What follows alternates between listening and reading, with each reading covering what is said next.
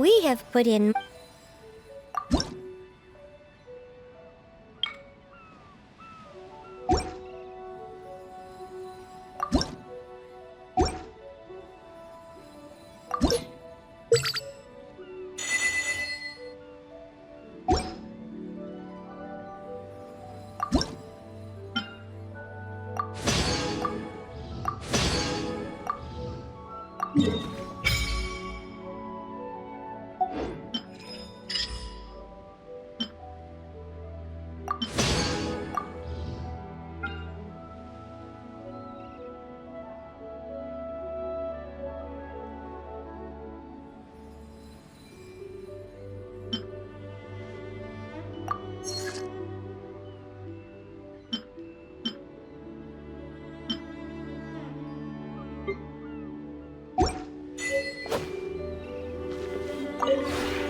Would you care to?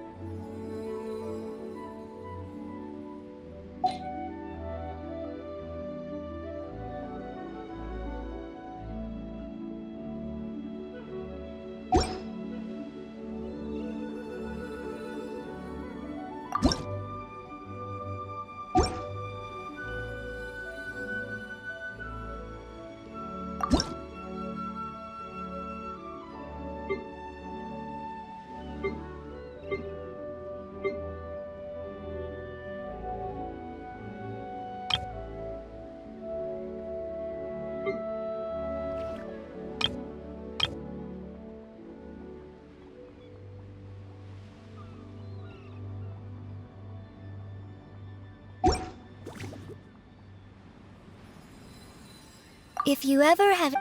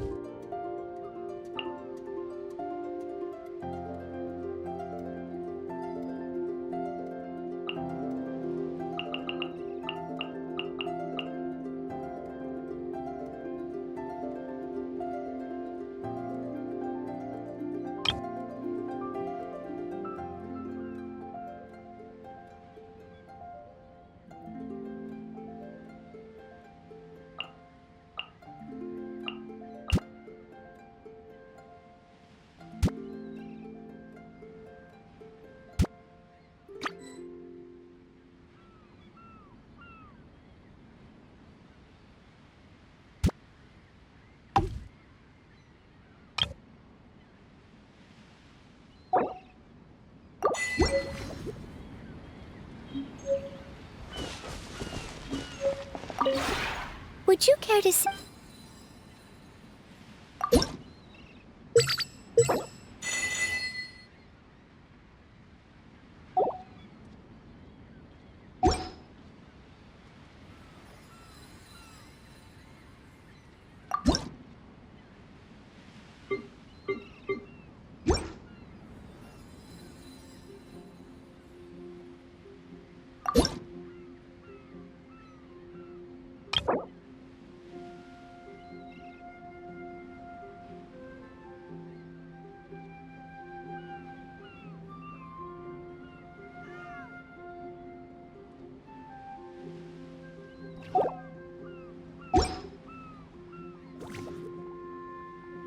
If you ever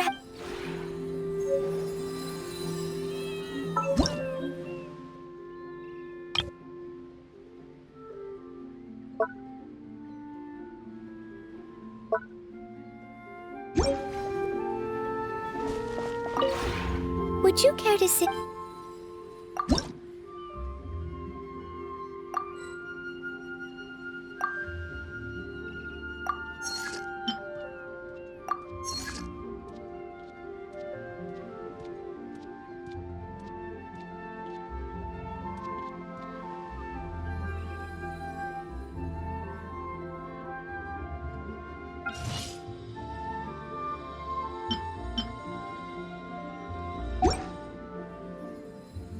If you ever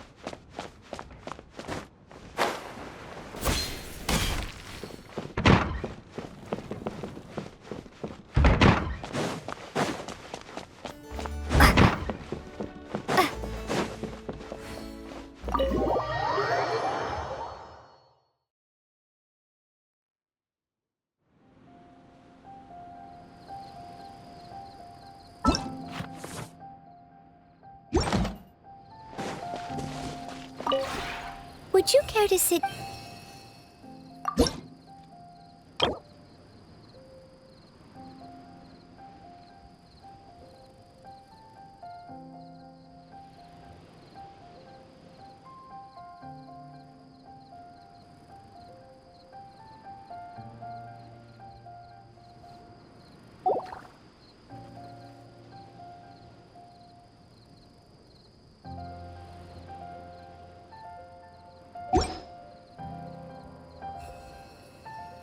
If you ever ha-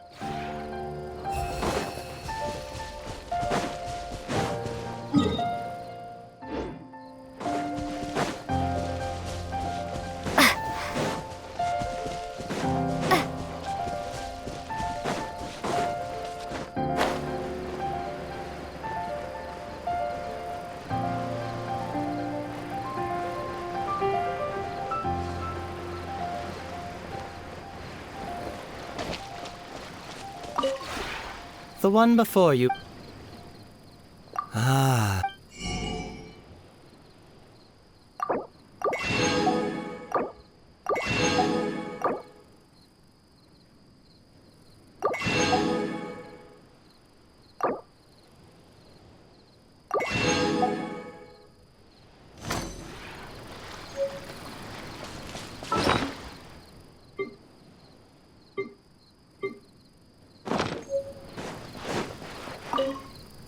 Hi there. Oh, seeing you so full of life puts my mind at rest. Oh, I love it here. The scenery here is so different from Mondstadt's.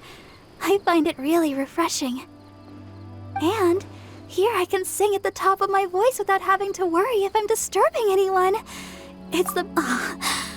it sure is nice of you to say that. But... still, anyway, I think... Hi there. Oh, seeing you... Oh, sure! Oh, I just feel so blessed. Oh, well, the easier you find it to receive joy. Only with constructive... Hi there. Oh, seeing you so... Oh, but I'm still trying to iron it. When I repeat the chorus, if it's no trouble, I'd really appreciate it if you could watch my Thank you. Oh, but I've thought about... Oh, if you laughed at me, there'd be nowhere I could run from my Then, let the show... I'm here! Do you have a new story for me? I'll try... I think the answer to that you should be able to tell from... It's very pleasant here. As much as a little bird after a long flight, so I'm glad that also, it's much more spacious here than a birdcage. Thank you for being so kind. Hello. If you're asking from the perspective, but in my professional opinion, I think for starter, the main beyond that, you really want to think about the proportional allocation of don't mind me. Do whatever you like. It's your home after all. Hello. Is there some matter of importance you... This is a comfortable environment, much like the days in the Jade Chamber. Oh, an environment can't be judged purely... I sense the time and effort, or to put it another way...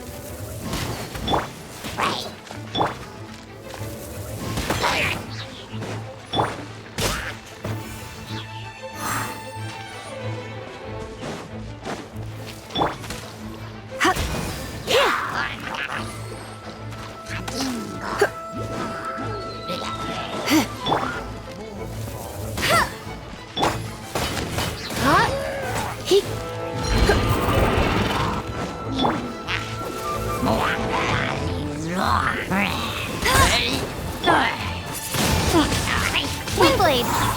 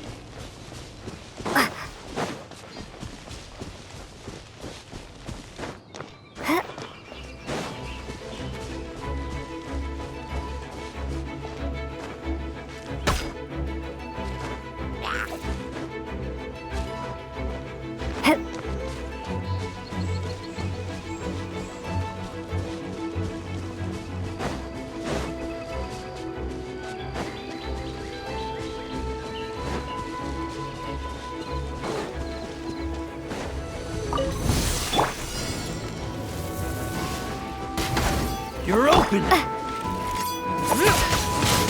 Windblade!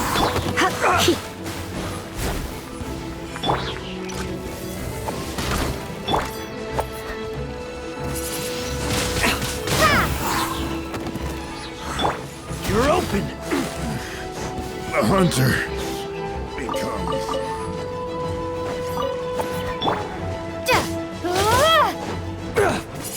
Windblade! Another test subject. Try! Fury!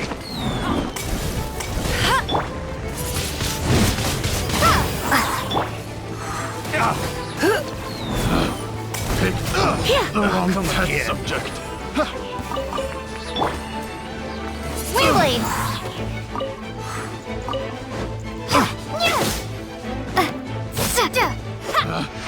Picked the wrong test subject.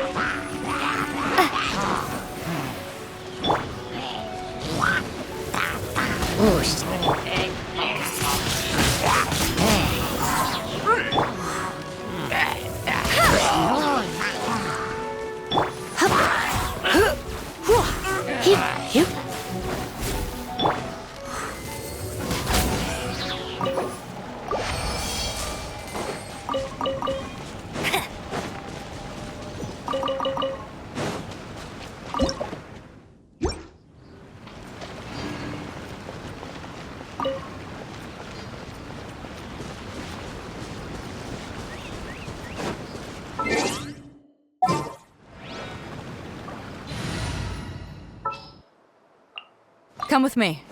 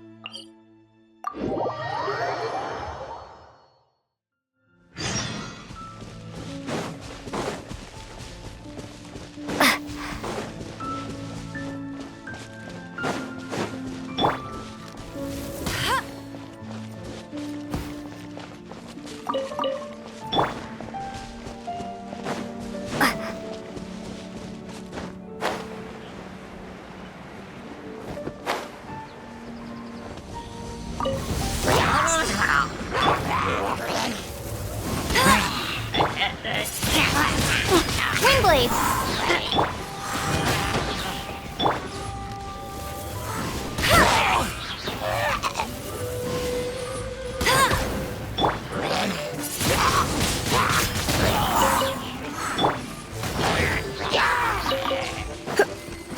Oh no, I'm gonna ruin my gloves.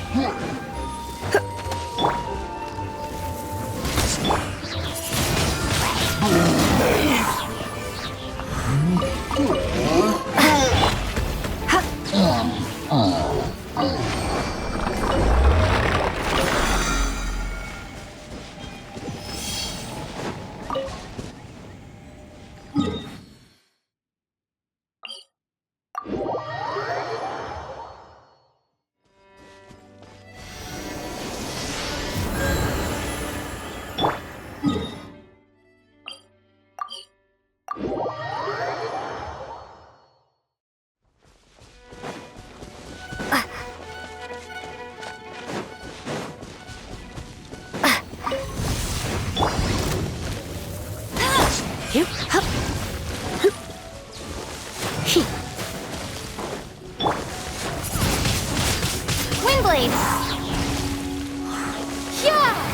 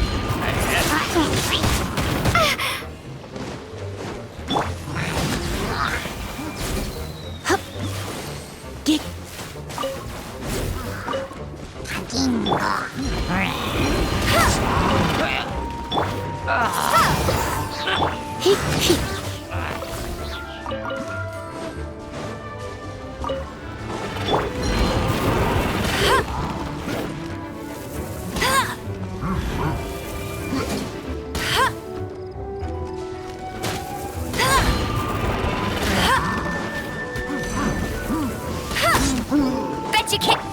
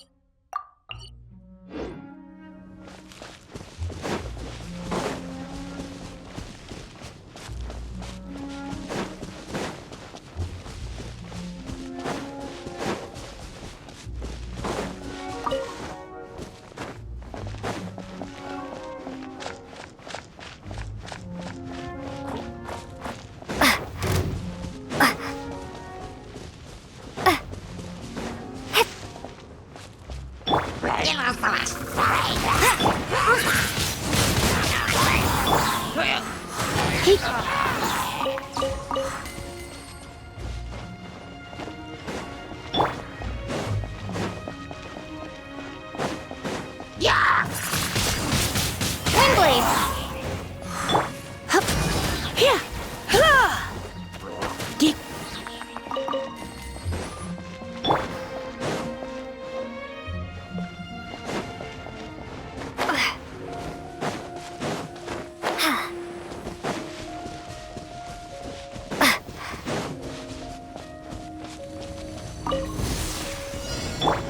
Job.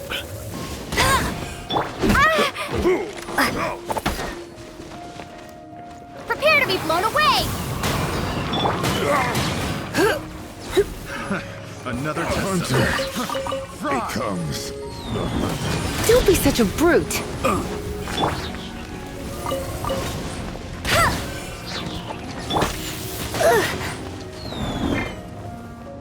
Going out is tiring.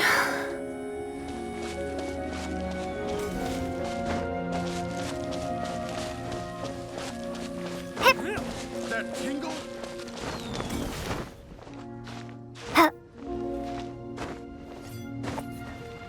That tingle?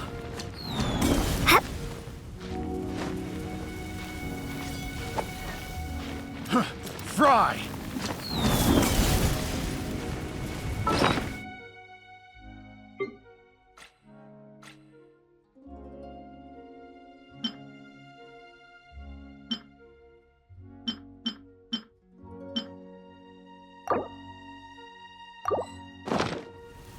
You're open!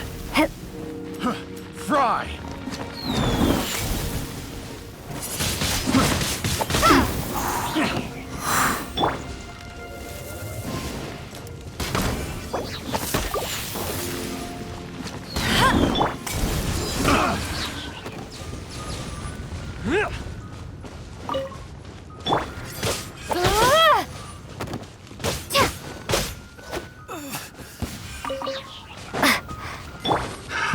Another test subject. Fry! Windblade! That tingle? I got careless. Have a little taste.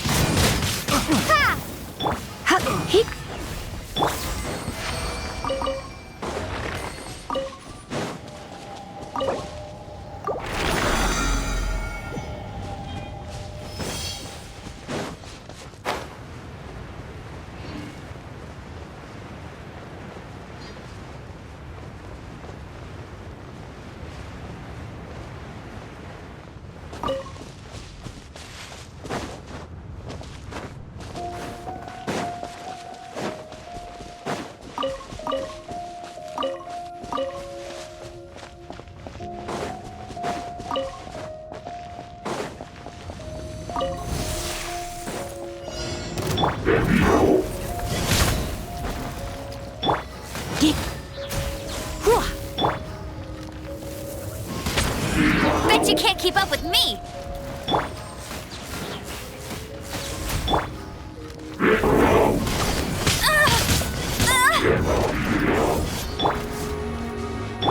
No escape! Windblade! Hup. Hit. He.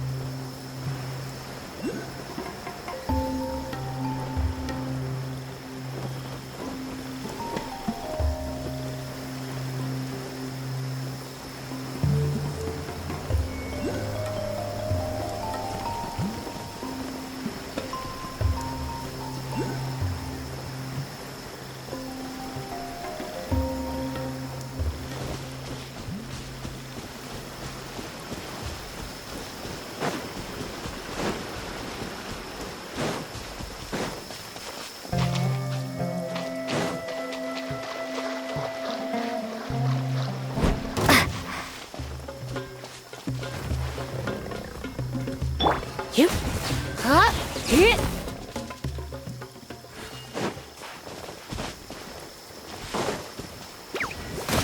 Yeah. Ha. Ha. Ha. Hit. He. He. Huh. Whoa.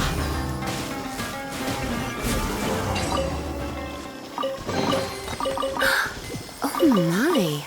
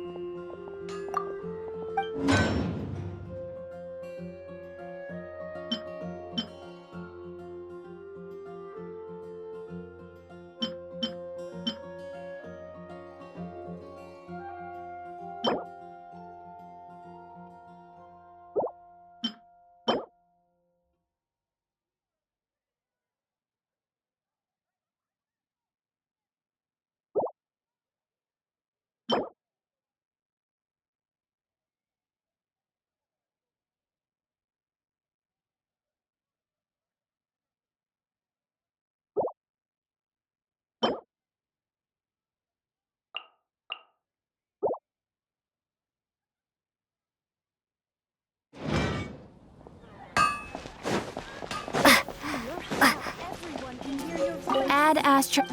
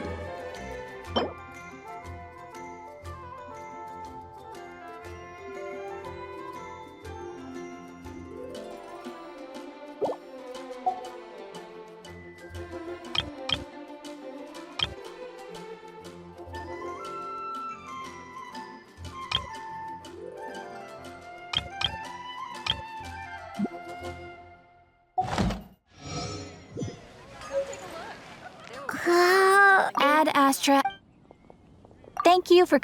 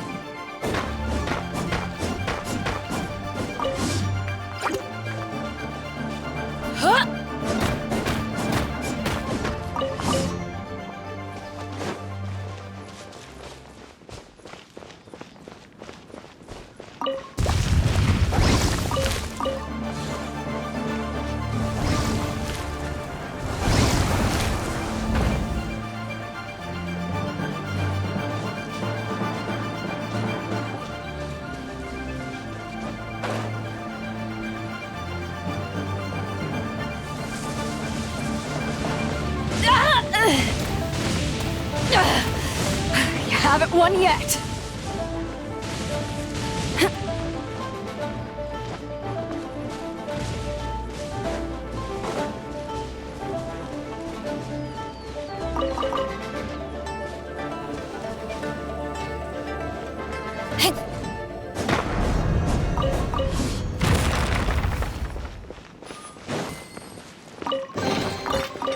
Where have you been hiding?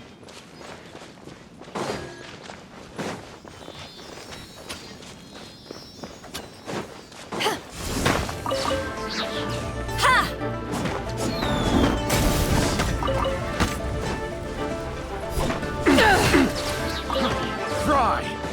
You're open! You're open!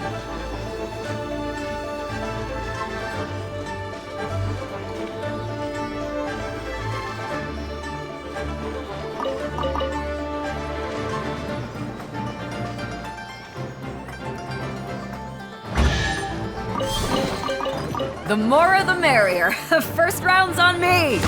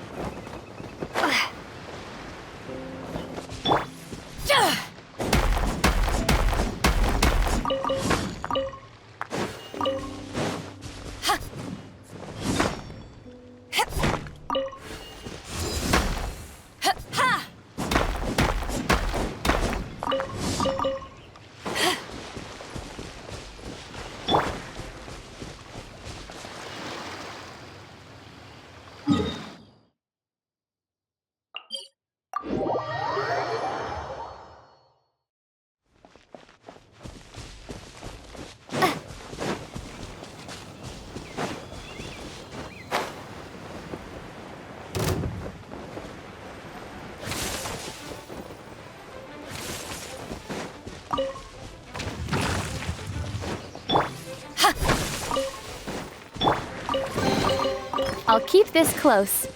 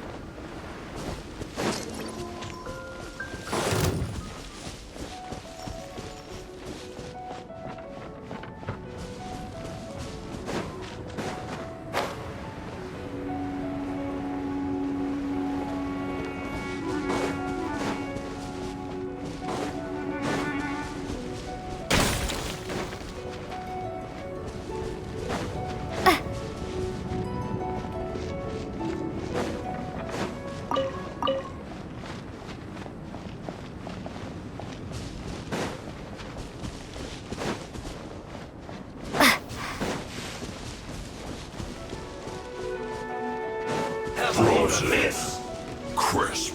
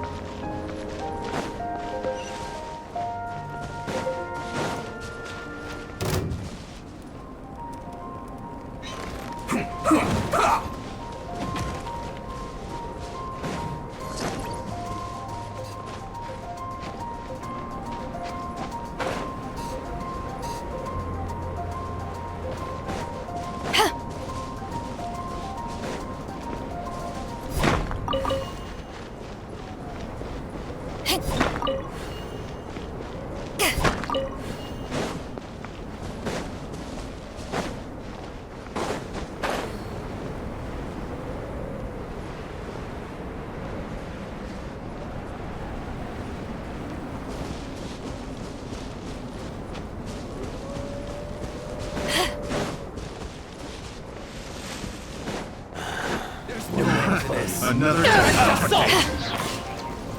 Suffocate.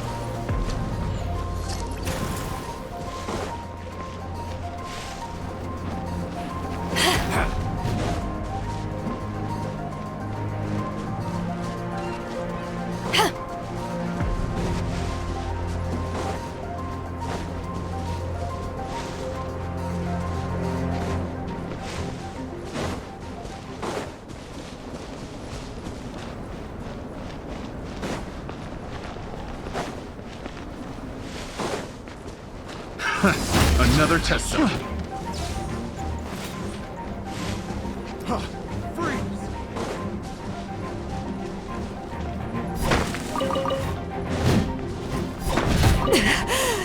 It's not over. I'll put you on. Let's move.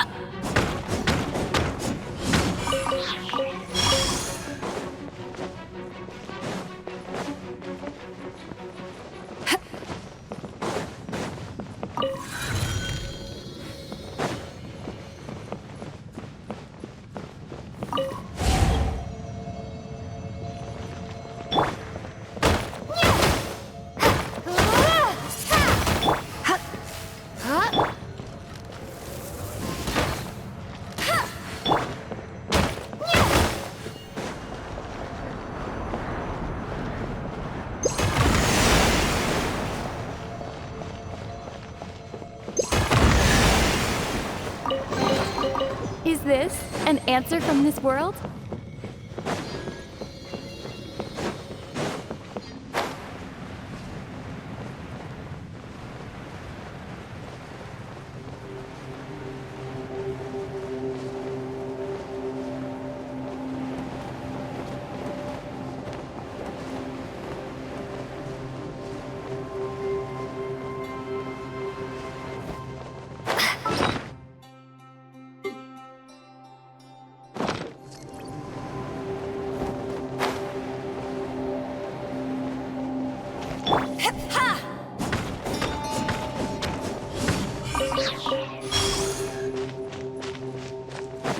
Want a taste of my hammer? Another test subject.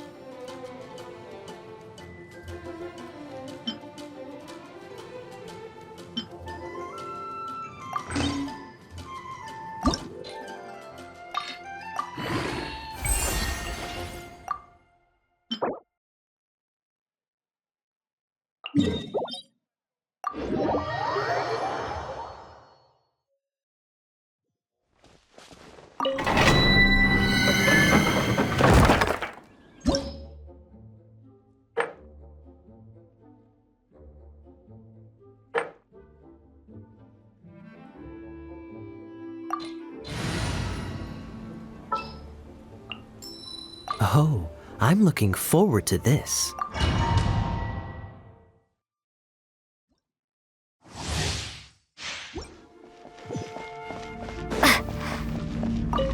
Are you here to play with me?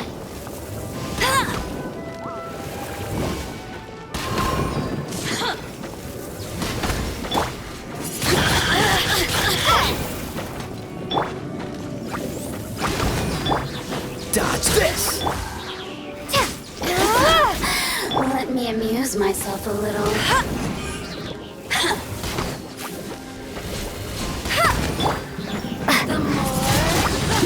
Windblade! No one escapes by second. That's cheating! You really know how to get me going.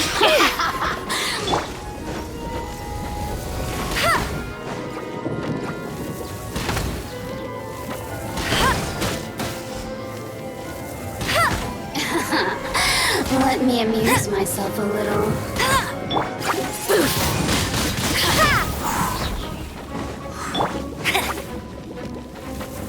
Blink!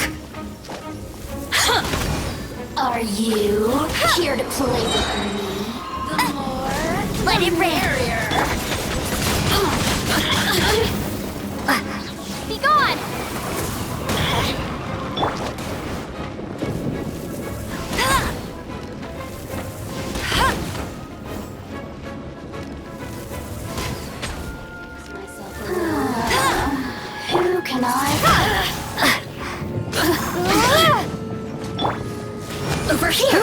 The more, the merrier.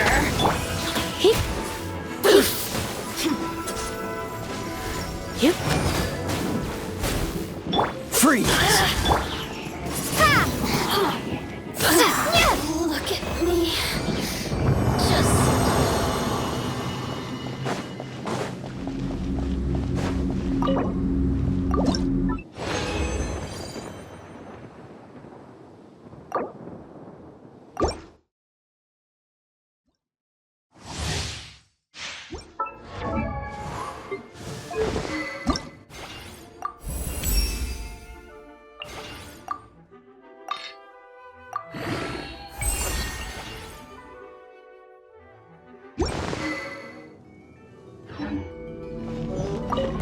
There you are, eavesdropper.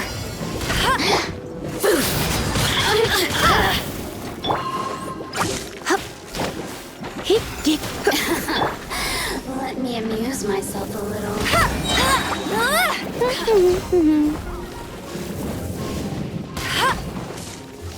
Over here!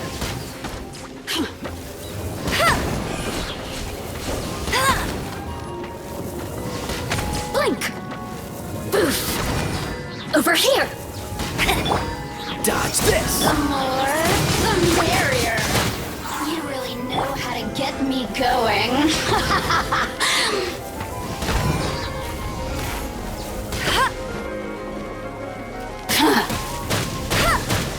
I'll race you there!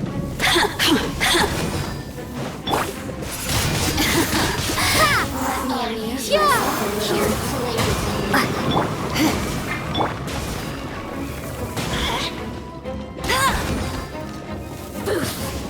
Over here! Over here! Blink! Let me amuse myself a little. Over here! Blink!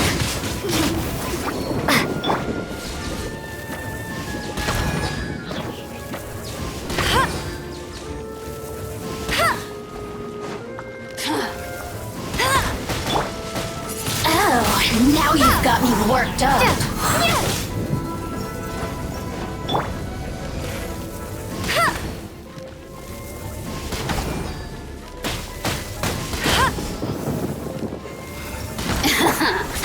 Let me amuse myself. Freeze! The more, the merrier.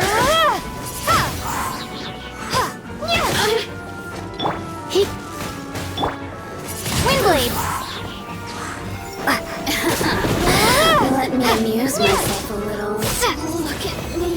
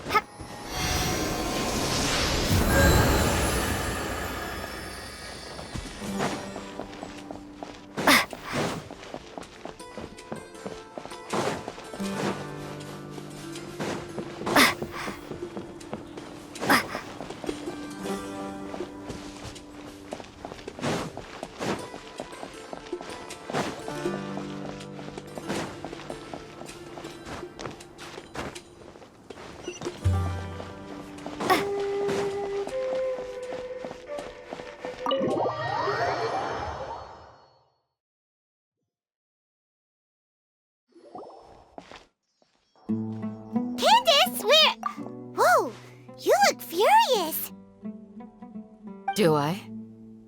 Huh. What gave it away?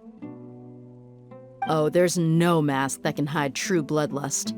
Cover up your eyes, and it'll still show itself at the corners of your mouth. Perhaps I need to work on my composure.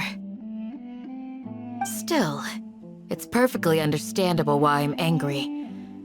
I'm sure everyone present would agree. Yes, ma'am. Please, don't beat us anymore. We're gonna die. Well, looks like Sino taught her well. You fear death yourselves, yet you do not hesitate to place the lives of others at risk. The absurdity is mind-boggling. The ones you call mad scholars are known to us as the Village Keepers. They are vital members of our community, and some even count them as family. You come here, to my village, and you treat my people as nothing more than stepping stones towards your goal. Tell me, what would you do to you in my position? Mercy! Please have mercy! You've made your bed. We may all be desert dwellers, but there is one thing that I understand better than you. The resurrection of King Deshret will only result in war. And war serves no one. The people of Aru Village care little about which god is in power. Life may be tough and tiring, but we wish to preserve our way of life. A war would only cause us to lose all that we have. And that is not a responsibility that you can afford to shoulder. We understand. We're sorry. I'll tell you everything I know. Please, just let us go. I'm listening. You might not believe this, but it wasn't us who came up with this idea. Someone was spreading rumors in the tavern. That's how we ended up hearing about King Deshret's resurrection. Some mystery man told us that mad scholars will make the perfect sacrifice to usher in King Deshret's resurrection. They give their lives, and we can get anything we wish for. They're called Village Keepers. Slip up again, and you'll regret it. Yes, sorry. It was all that mystery man's doing. He told us to spread the word about King Deshret's resurrection and talked us into helping him. In return, he said he'll help facilitate the resurrection process. I'm not sure. That's one. Huh? One what? Strike. You get a total of 3. Then, you die by my hand. Wait, I'm telling the truth. We don't know anything. It was all him. 2. He got us to lure them out of their houses in the night with some kind of incense. We take them to a junction outside the village. Then the mystery guy takes them from there. You gotta believe me, please. I'm telling the truth, I swear. Just ask them if you don't believe me. That was indeed the truth. Traveler, go on.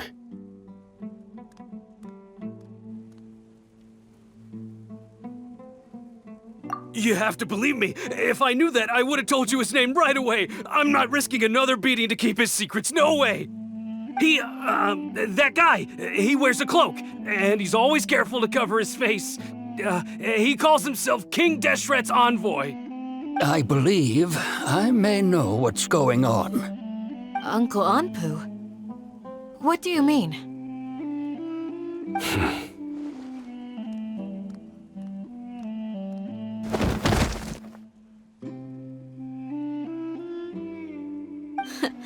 Smooth. Okay, speak. If my suspicions are correct, this mystery man they speak of could be from the academia. Some time ago, people from the academia attempted to take the village keepers away. I refused, insisting that they are part of our community. It strikes me now that this secretive character shares the same goal they had. Which means it's highly likely that the Academia was purposely spreading a false rumor to trick the radicals into delivering the village keepers right into their hands. They were the ones who brought them here to begin with. Now they're trying to take them back? We aren't gonna let that happen. Not the Academia again.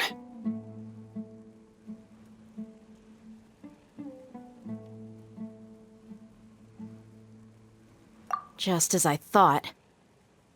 But what could they want with the village keepers? People are nothing but tools in the eyes of the Academia. A change in their plans likely means they found another way to exploit the scholars. Regardless, our top priority now is locating the village keepers. You're right. Isaka's still waiting for news on his grandpa. Time to go. Let's leave the village and try to track them down. Yes. Pack up and get ready to leave. You got it. Candace, I'll let you deal with the radicals. Leave everything outside the village to us. All right. Let's meet back here once everyone's ready.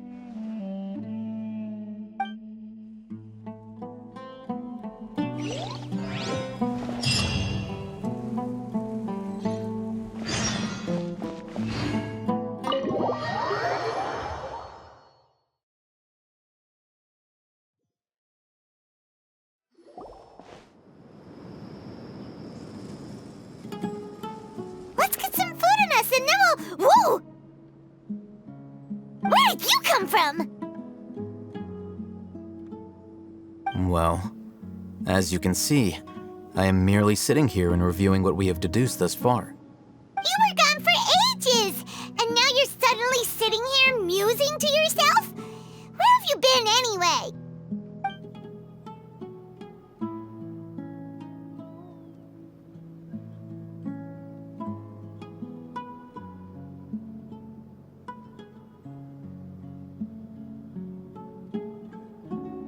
Hey, what's with the silence?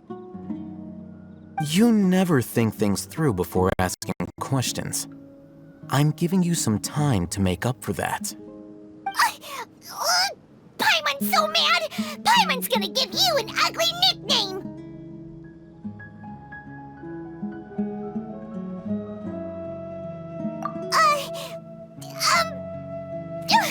Never mind! Paimon's got nothing. There's just nothing super obvious to pick with this guy. It makes it so hard. Well, you've heard nothing to suggest I left this whole time. So clearly, I stayed in the village to investigate. Anyway, you plan to leave Aru Village and keep searching for the truth of this matter, yes? Yep. We're not gonna find out anything more by staying here, so we thought that we might as well take the search elsewhere.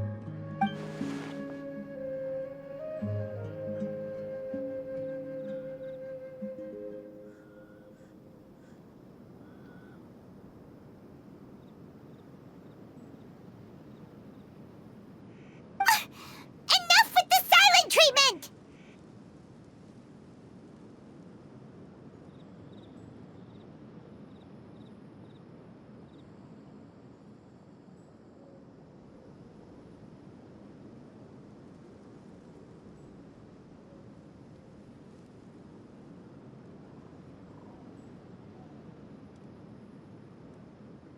No. I'm just surprised that you decided to team up with him. All Hatham. You haven't helped us out at all ever since we arrived at Aru Village.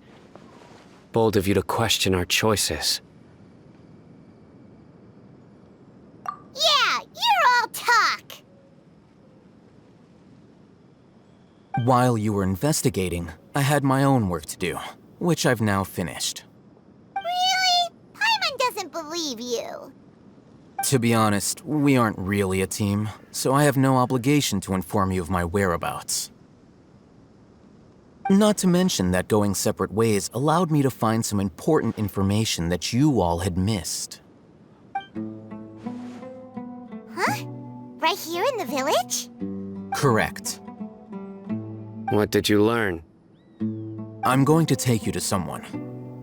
But before that, you need to understand where she's coming from. What does that mean? How do you think the residents of Aru Village feel about what we're doing? In other words, do you truly believe every single word the villagers tell us?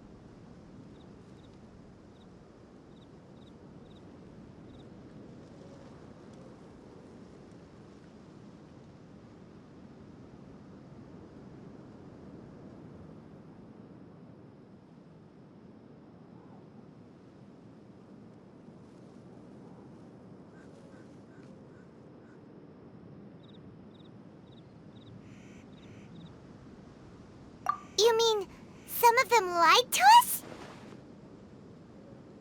Hiding the truth does not necessarily equate to lying. Again, these people have their reasons. Remember what Candace said? Most people in Aru Village don't necessarily care which deity is in charge of Sumeru. That's because whether King Deshret or the Dendro Archon has power is of little significance to them. By contrast, the perils of their daily lives are ever-present concerns. They won't simply share everything they know with you without good reason. That's why you believed there was no further information to be found in this village. Glad you're following along. Among those you have talked to, there's someone who was consciously keeping you out of the loop. In fact, she's been observing your every move since you arrived. The reason being, to someone who only wants to live their life in peace, any external factors introduce unpredictability into the equation. Those eyes, those fierce eyes. You look like a real fighter. Don't change the subject. It's quite obvious that she's intimidated by Sino's authority and strength. Right. You were asking about the mad scholars. She corrected herself mid-sentence because she's aware that there are King Deshret fanatics in the village. If she sounds too friendly towards the village keepers, she could easily make herself the radicals' next target. I think it's been a few days since I last saw them. I usually go to bed pretty early, so I'm not too familiar with what goes on at night. Remember? She made a point of denying her involvement in anything that occurs at night. But honestly, I feel quite sympathetic towards them. Even though they act a little strange, they've helped me in the past. If it weren't for them, my house would have collapsed long ago. After speaking to the village chief, it became clear that the village keepers had protected Aru Village at night. In other words, the young miss was very much awake during that time. Then why would she lie? By getting involved with an outsider, she risks drawing unwanted attention to herself. As for why she might be so wary about all this, maybe you should ask her. I'll pass on this one. You said that she is afraid of me. If so, it's best if I stay out of this. We're on it!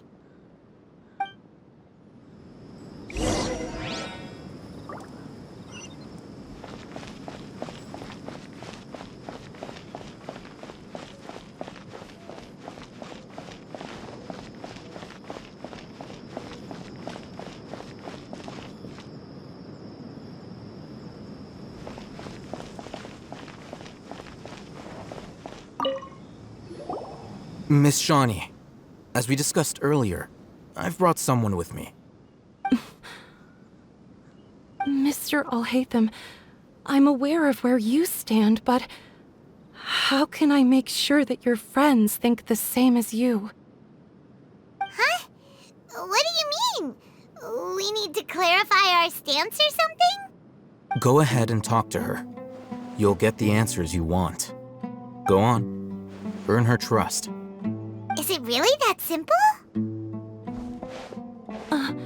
May I call you Traveler? Hi, Traveler. I want to ask you something. Do you think the resurrection of King Deshret can truly change Sumeru for the better? Why's that? That's very similar to what Miss Candace says. I know you two are friends. That's why I'm willing to talk to you, even though I do have some reservations. Before, I wouldn't even have the courage to ask something like this. Traveler, do you believe our lives will get better?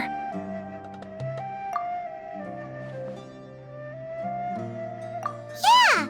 We came here from another nation, so it isn't wrong of you to be weary. And we aren't really residents of any one nation. But even so, we've met lots of people from different places, and we've always fought for what we believed in. We have friends in Sumeru, and we want to help them. That's why we decided to stay here for a while.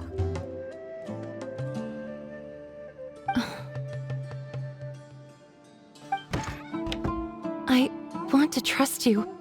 My apologies for posing my questions like that. To be honest, I didn't expect you to come back for more information. Alhaitham told us you have your reasons. It's okay. We understand.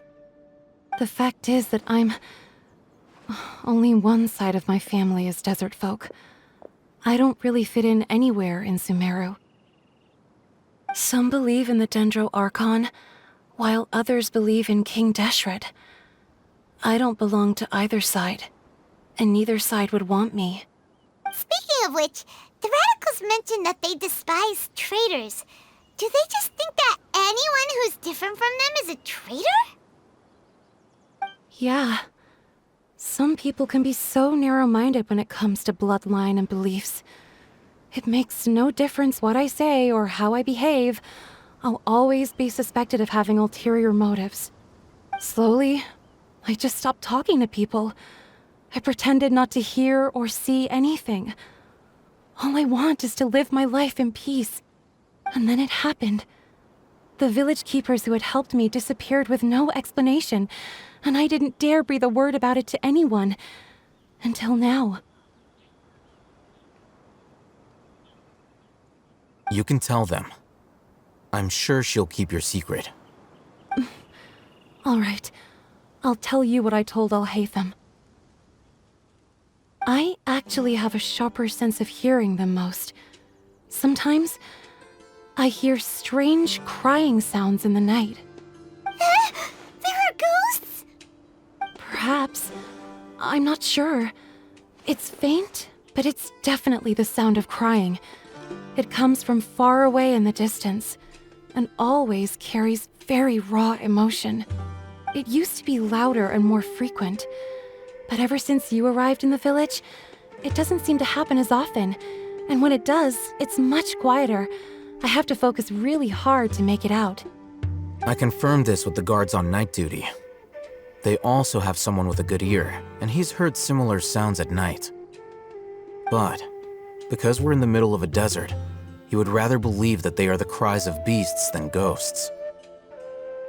There's really nothing around these parts, except for an old hospital not far from the village. I think they used to use it for treating Elazar, but it's been abandoned for years. Yeah, let's go!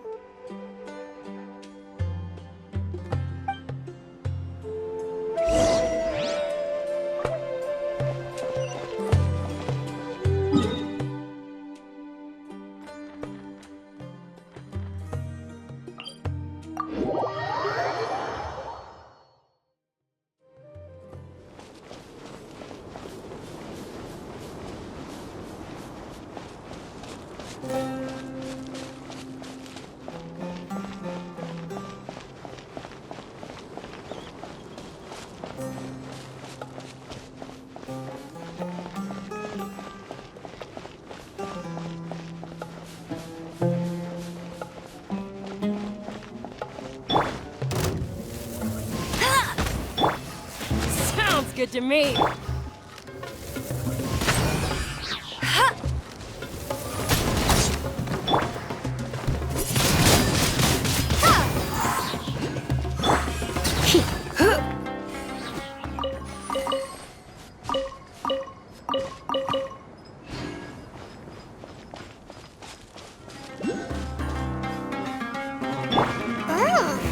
Is this the place? It's in terrible shape, and there's sand everywhere. Empty and forgotten. An ideal place to hide people.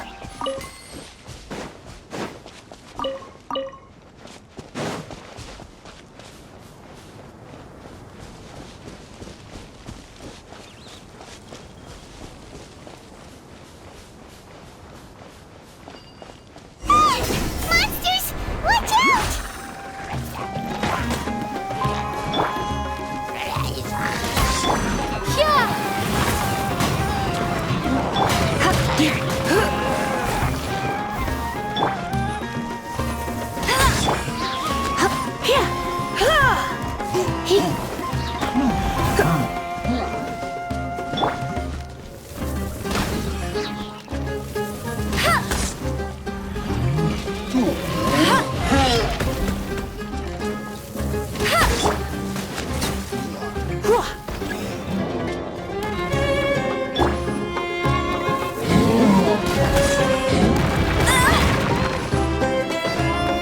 No one escapes my...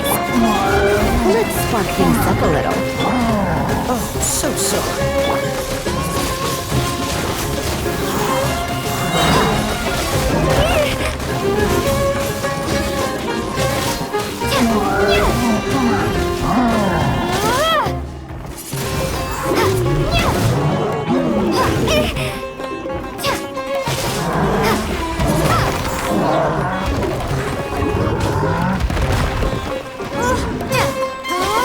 No escape! Windblade!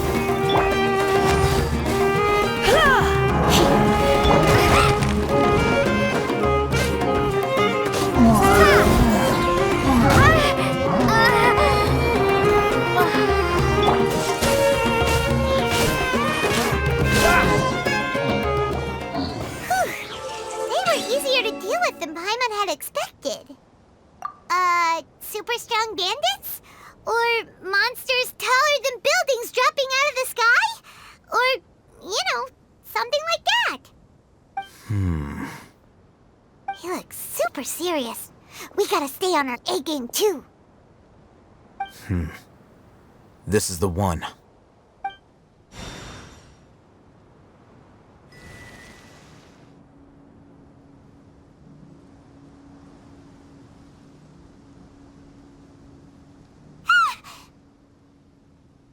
Let's go in and take a look.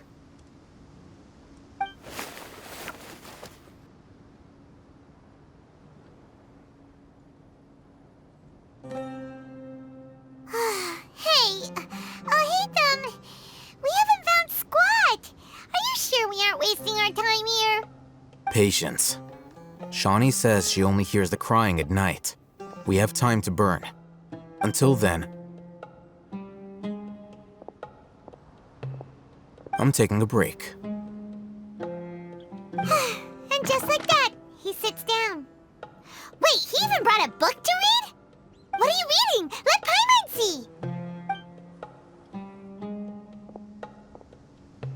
Okay, sure.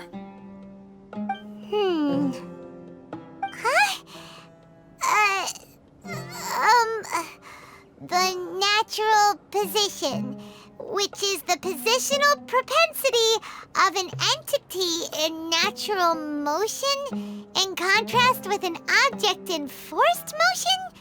Huh?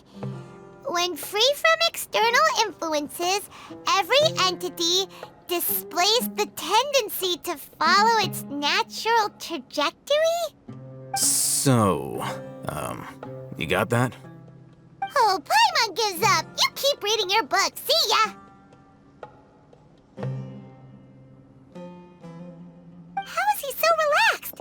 Look at him, reading an impossible book in a creepy place like this. Hey! Paimon's your Tibet travel guide! Paimon knows plenty of useful stuff already! And anyway, it's not Paimon's fault that the books people read in Sumeru are so complicated!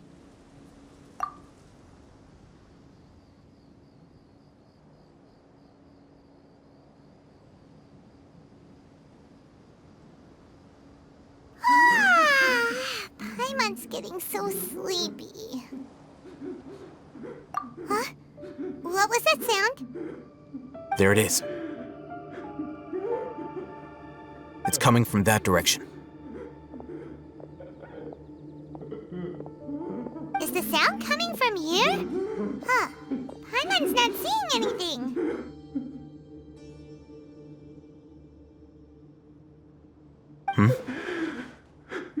It's from below. But there's no way we can get down there. Something is off about the interior here.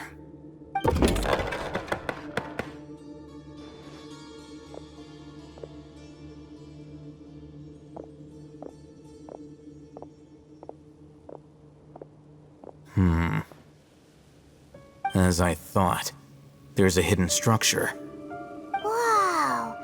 It's like they tucked another hospital into this one. Oh, it looks like there are other mechanisms around here. Let's keep exploring.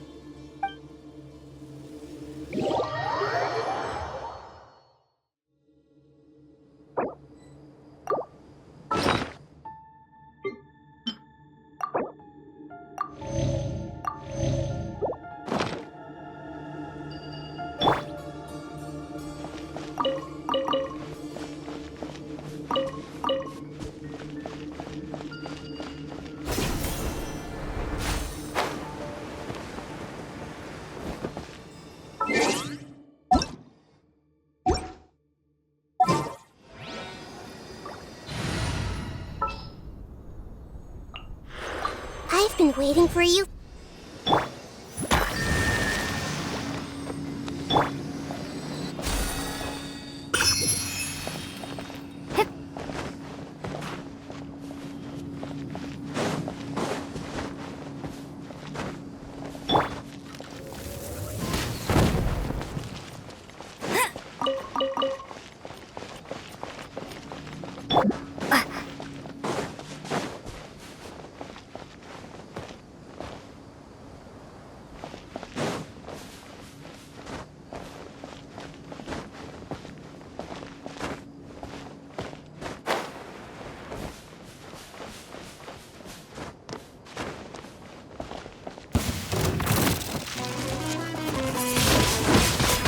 Windblade!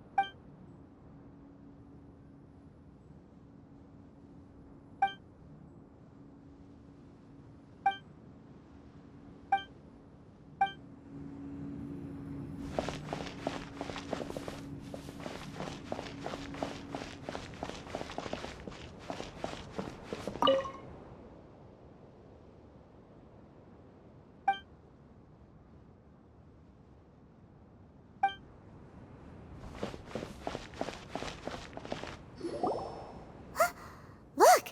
There's someone over there! Good idea.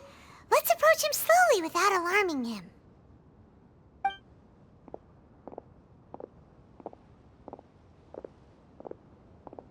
Wait.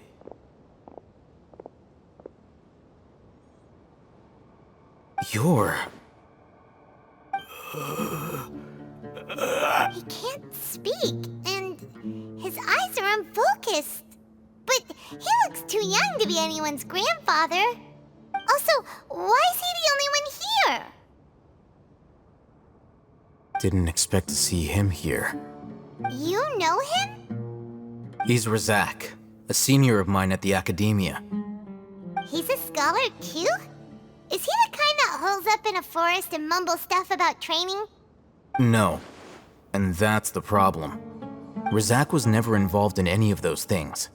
He never trained in the forest, let alone reach Satyavada life.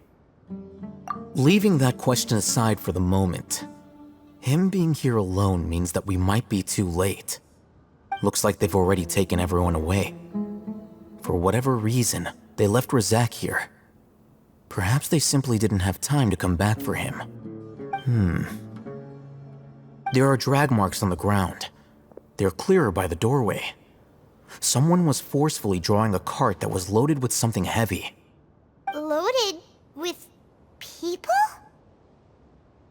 That is one possibility. It looks like they were in a hurry, as if they were afraid of being caught. In their haste, they failed to notice Razak hiding in a corner. The symptoms are identical. Looks like we found living proof. Huh? Why do you say that? Allow me to jog your memory. Recall your time at Port Ormos. Don't you think his symptoms look familiar?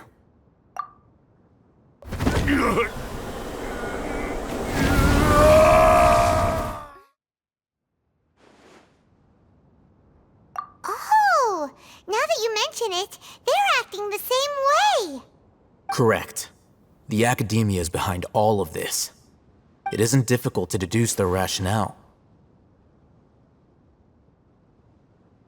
First, the Academia spread a false rumor of King Deshret's resurrection, emphasizing the role of the village keepers, the mad scholars who were exiled to Aru village. These rumors were all the persuasion that the radicals needed, and those based in Aru village leapt into action. Unbeknownst to them, of course, through rounding up the scholars, they were actually helping the Academia. As well as being able to exploit the radicals for their own ends, this scheme has one further advantage to the academia. All the risks and responsibilities are offloaded onto King Deshret's followers. Life for the desert dwellers has been brutal ever since King Deshret's death all those years ago. Beneath the surface, feelings of desperation are widespread. Many would give everything they have for the prospect of something better. Anyone looking to exploit that for their own ends simply needs to make a few empty promises. Even if complications arise, people will see that those involved are all followers of King Deshret and look for no further explanation than differences of belief. A deep-seated mistrust of the desert and everyone in it by the rest of Sumeru will make sure of that. The notion of an academia plot wouldn't even cross their minds. It may seem like a simple strategy, but it is able to work wonders under Sumeru's current circumstances. Oh, that makes a lot of sense. It's in line with the village chief's theory, too. But there's still one very important question. Wasn't it the academia that brought the scholars to Aru Village in the first place? Why does it want them back now? Throughout this process, one thing has changed: the scholars' identity. First, they were scholars. Then, they became lunatics. After that, they were exiles. And finally, they become missing persons. An exile is still patently a living, breathing human being. But when someone becomes a missing person, that is brought into question. If you can't find someone, you have no way of knowing what exactly happened to them. That makes missing people an ideal resource. Resource? For what exactly? One possibility is that the information in their brains could be extracted into knowledge capsules. Extracted? You mean canned knowledge comes from people's brains? With the technology of the Sumeru Academia, it's entirely possible. Perhaps the process caused them great suffering, which is why they cry out in the dead of night when no one is watching them.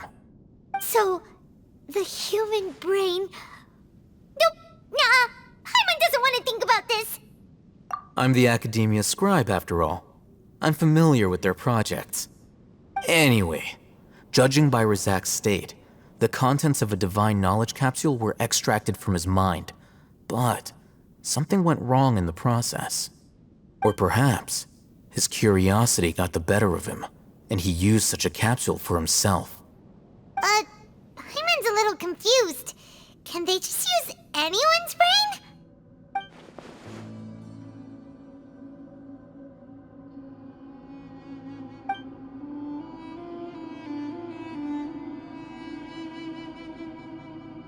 The look on your face tells me you've realized the answer. That's right. To some scholars, gaining knowledge about the gods is their entire life's pursuit. Extracting canned knowledge is just one of the extreme measures they turn to. However, I can't help but wonder, what do they seek to gain from divine knowledge? The Academia is going out of their way to look for forbidden knowledge, but what is their ultimate goal? I've spent quite some time trying to analyze the contents of the divine knowledge capsule, but to no avail. It seems like my way of thinking is too different from theirs. You mean you're not even slightly interested in getting your hands on this forbidden stuff? All scholars seek to expand the horizons of knowledge, but I'm not particularly interested in gods, so I don't share their degree of zealotry. Extracting information from people as if they were lifeless objects? If this is the direction of academic progress, then the Academia may as well shut its doors. Sounds like you're really against all this. Of course. The Academia's actions run contrary to their rules. Whether it be academics or knowledge, everything has its boundaries. If those lines are crossed, the rules and order that govern everything in the world will be destroyed. This matter needs to be corrected, just like fixing a typo in a book. Wait, didn't you step in to help because you felt sympathy for those poor people? Not to be callous, but no. My criteria are a little more restrictive than that. There is no shortage of suffering in Sumeru, and the same can be said for the rest of Teyvat as well. What do you plan to do about that? Save every last person? Probably not. Paimon's not sure. You can say that. Simply put, I don't blindly place my...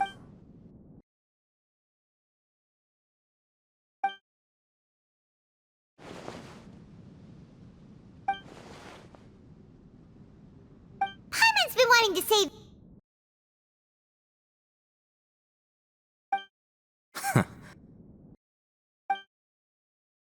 Though I must...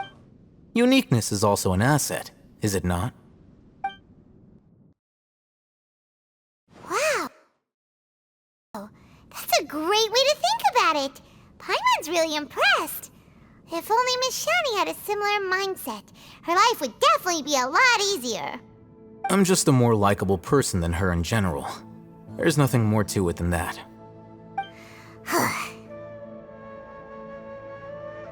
He won't last long if we leave him here. Let's take him with us. We'll work out our next step after we return to Aru Village.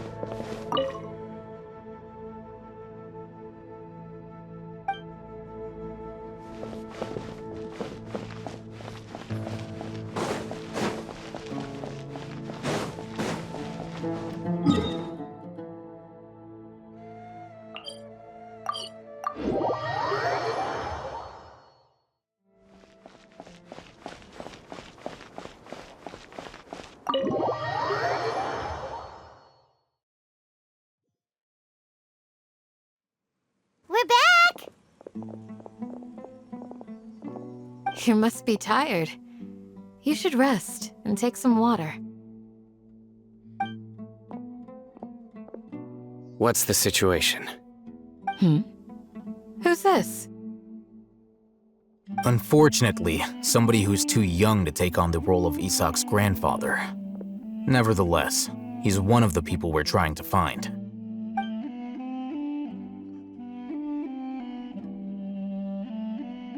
So, at one point in time, the abandoned Elazar Hospital served as the Academia's site for extracting divine cant knowledge. Yep, pretty much. Their plan must have been implemented at some point before we arrived at Aru Village, since divine cant knowledge has been in circulation for a while now.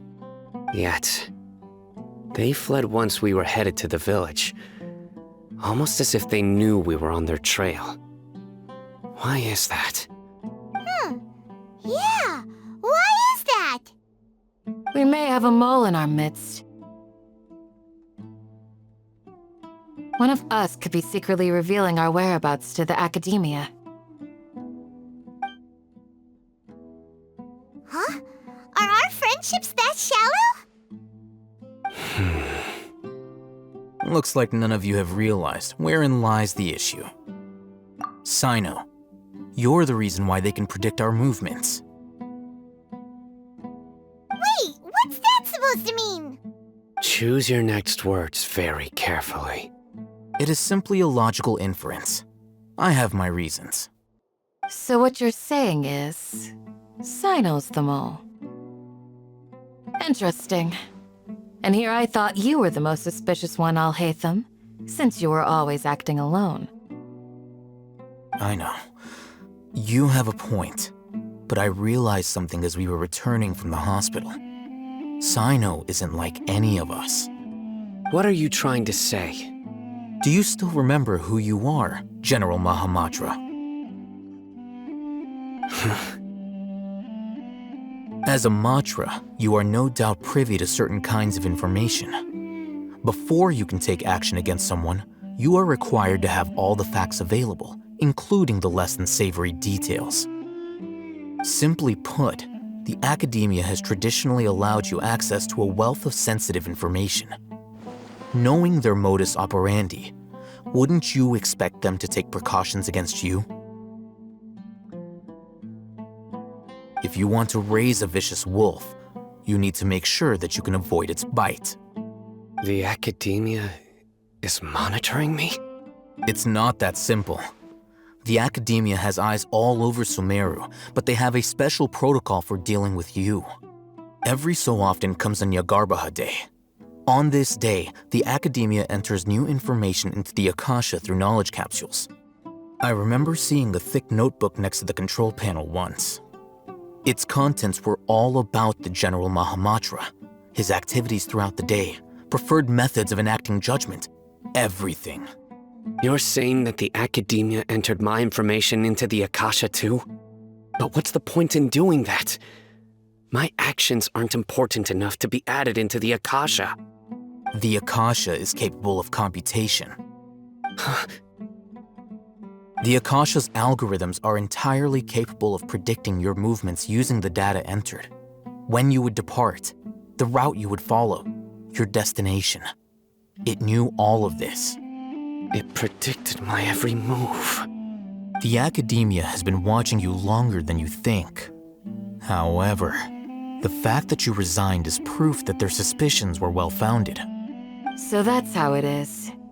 Sino adheres to his principles so strongly that he's actually a thorn in their side. Tenacity of will and steadfast faith are worthless to the academia. They need scholars who are easily pliable and mindlessly go after anything they can profit from. Sino, don't take it to heart. This just proves how much of a trustworthy ally you are. They escaped because of me. Don't blame yourself. It's not like any of us would have known. I have an idea. If they predicted my movements, then I might be able to guess where they went. Whoa, you bounced back fast. There is always an opportunity for safety after danger passes. Oh, so that's how it is! Paimon gets it now! If the academia is trying to avoid Sino, then the safest place would be... Yep, that's right! They'll want to proceed in the direction opposite of where I'm going.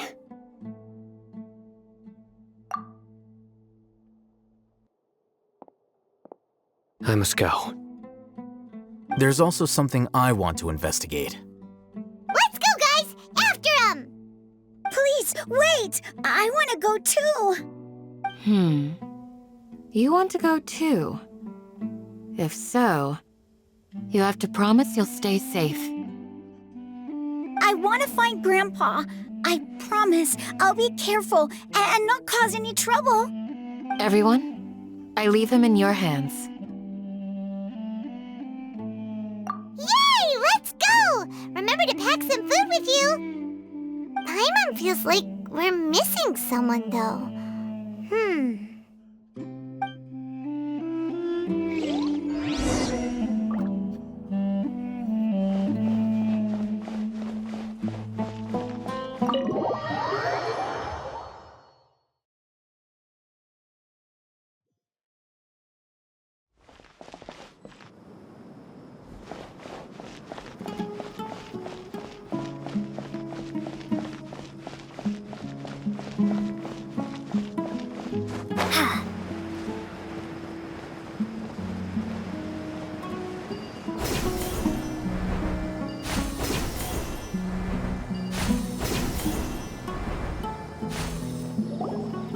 So, where do we go from here? Yes. After leaving the village, we should head straight toward the desert.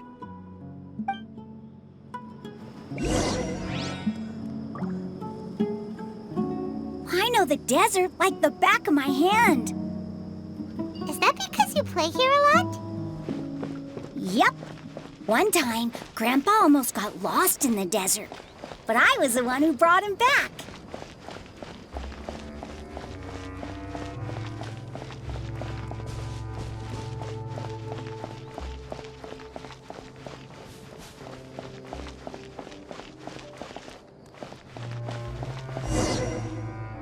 There's something here. What's this? It's buried in the sand. Looks like we'll need to roll up our sleeves and do some work. And Paimon thought running around everywhere was already enough work. Okay. So, we have to dig it out? Whatever's down there, looks like it's buried really deep.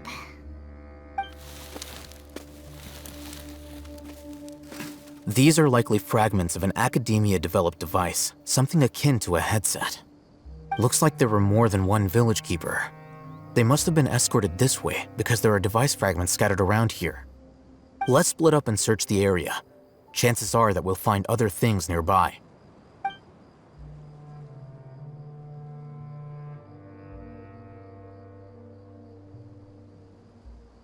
Is this what we're searching for?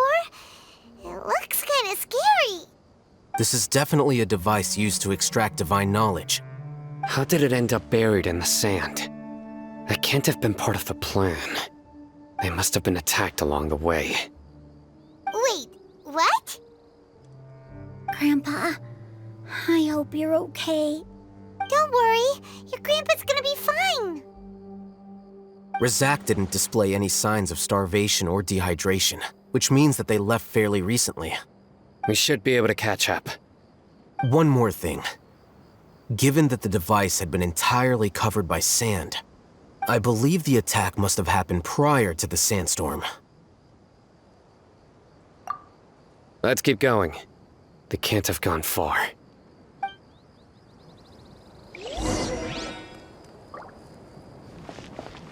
Ugh, but running on sand is so tiring.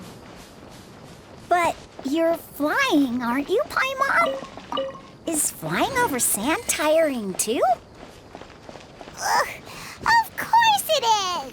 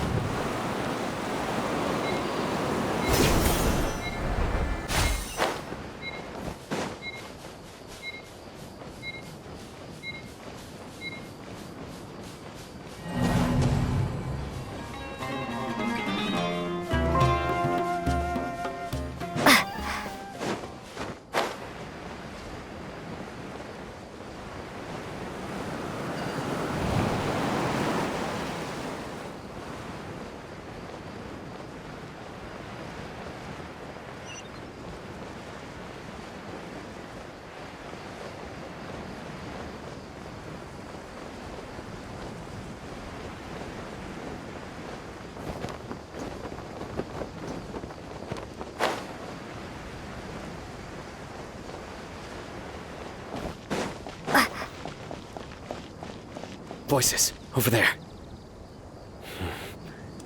It sounds like an argument. Whoa, you have really good ears. Don't get any closer. They'll notice us. Dia's talking with the Eremites? Very interesting. Let's listen in. If you had informed me sooner, there'd be plenty of room for us to... You're one of us.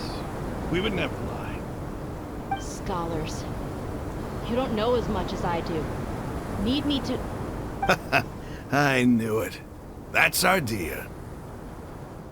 Dia? Why would you... Dia! Hey, what are you doing? Huh? Didn't you say you'd help me find Grandpa? Why are you on their side? Well, look who's here. Ain't that something? This complicates things. You've betrayed Aru Village? So, this is the great General Mahamatra. Dear, you'd be better off as my assistant than hanging around with this motley crew. Seen for yourself, I have the means and methods, and my ideals are far more admirable than theirs. I'm not the type that's easily swayed, Raman. You of all people should know that. Wait, what's going on, Dia? Whose side are you on here? Shut it, Paimon. It doesn't matter. Whichever side you pick, nothing can deter us from the grand mission of resurrecting King Deshret. Once our Lord of Old returns to this land, we will have a new beginning. Face the facts, Raman. It's not gonna happen. You should understand that more than anyone. Have all your years as a merc taught you nothing about placing hopes in a ruler? I'm a desert dweller and a proud follower of King Deshret. Whether I live by the edge of the sword or in peaceful comfort, my soul will always carry this conviction. It's not too late yet. The village mad scholars aren't gonna bring King Deshret back to life. You don't understand, my dear lady. Pursuing our faith is our purpose in life. Even if the chance of success is 1 in a million, we must be willing to give everything we have. Even if it'll expose you to the academia? Even if they end up disbanding the Eremites? Your Eremites, which you've worked so hard for all these years? Yes. We've waited a long time for this day to come. The sun and the moon no longer shine here. All you see now is cracks in this desiccated land. But fate has finally dealt me a hand to play against the Academia. With these scholars in our custody, we'll stomp the Academia's forces and fight our way beyond the wall of Samiel. Ridiculous. Think about it. The Academia controls the entirety of Sumeru. Your powers are negligible in comparison. If you still don't believe me, then try asking these 2 men. They're also against the Academia, but neither of them are as arrogant as you are. They look more like pawns of the Academia to me. Why would I listen to anything the people of Greater Lord Rukkhadevata have to say? Filthy traitors. Your god abandoned all honor and betrayed King Deshret. We desert dwellers will never trust the likes of you. It's impossible to communicate with someone so hostile. Perhaps we should. Do you really believe that by kidnapping the scholars, you'll be able to negotiate with the Academia? These people have no value as bargaining chips, but I could be persuaded to take their place as your next hostage. These scholars were exiled from the Academia. I, on the other hand, am their current scribe, and will be a much greater asset to you. Wait, you can't be serious. So, you want to trade places with the hostages, do you? Precisely. Any wise person would gladly accept my offer. What are you thinking? What if they decide to kill you instead? Well, that would be bad luck for me. However, I'd get the chance to observe the scholars, perhaps even find out the truth. Think you can talk me over with that confident look of yours? I'm not trying to persuade you. I'm using this as a means of joining forces against the Academia. You are the scribe. What do you have against the Academia? Not all desert dwellers believe in King Deshret, and the same applies to the Academia. Why must all knowledge seekers approve of the Academia's way of doing things? You Academia scum. Every last one of you is nothing but a hypocrite, just like everyone else on the other side of that wall. I've made myself clear enough. I won't listen to another word from the Dendro Archon's people. Not so fast. I'll hate them. Do you stand by everything you just said? I never make empty promises. You know you're making a dangerous decision, right? I do. Good. Raman, hear me out. These people are my friends. Maybe you can't take the followers of the Dendro Archon at their word, but what about me? Do you trust me? We've known each other for years. Of course I do. In that case, I'm willing to vouch for their honesty with my right arm. Come on, Raman, don't be a coward. If you're serious about taking on the Academia, you need to steel yourself. You can't be afraid. An arm from the Flame Mane. You've piqued my interest. But what if you refuse to oblige? What should I do then? No one's a fool here, Dia. We're mercs. The mercs don't tend to live long unless they have their wits about them. You're not wrong, but this is different. I promised my friends that we'd bring back the village keepers together. Let's do it right here then. Give me your right arm as proof of your resolve. Don't listen to him! He's not even trying to negotiate! He just wants to make things more difficult! That's fine. Are you crazy? We came here to save lives. One arm for that many people is still a pretty good deal, if you ask me. Raman, I'm holding up my end of the deal here. You'd better not let me down. Sure. Go ahead and cut off her right arm.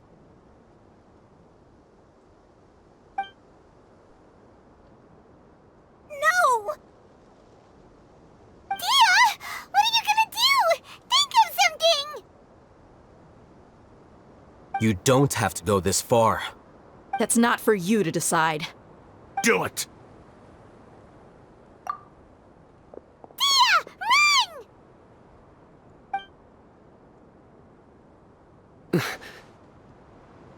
Run!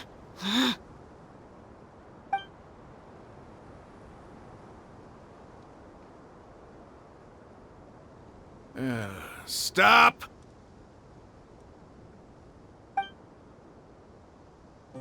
What's wrong?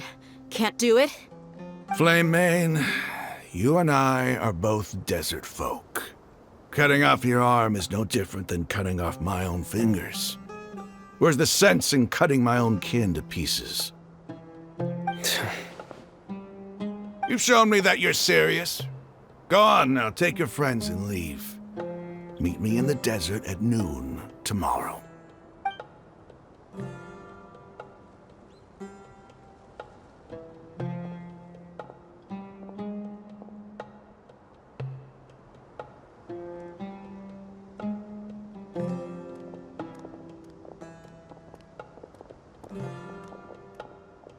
Phew. I was really counting on him not going through with it. Dia! That was crazy! Have you all lost your minds? What if he'd actually cut your arm off? Then I just have to hold my claymore with my left arm. Okay, I'm sorry. But sometimes when you're out on a limb, you gotta double down to seal the deal, you know? Don't ever make a promise like that again. I can deal with the likes of them. If it came down to it, you would not lose to them either. I don't doubt it, Sino. But this is about more than me and them. There's a lot more where they came from. Even if we got rid of one bunch of radicals, There are others out there. Wiping them out would do more harm than good. As you wish. I'm sorry, Dia. I should have stayed put and listened. I should have trusted you. It's okay. I promised you I'd help find your grandpa, so I'll do whatever it takes. Whatever it takes? You just might be scholar material. Huh? Are you serious? The Eremites once said that I was a lunatic. Perhaps a little madness is essential to be successful in research. Why does it feel like he's using his praise for me as an excuse to brag about himself? Okay, let's get moving. We should head back to the village and rest up. Today was just a trial run. Noon tomorrow is gonna be the hard part.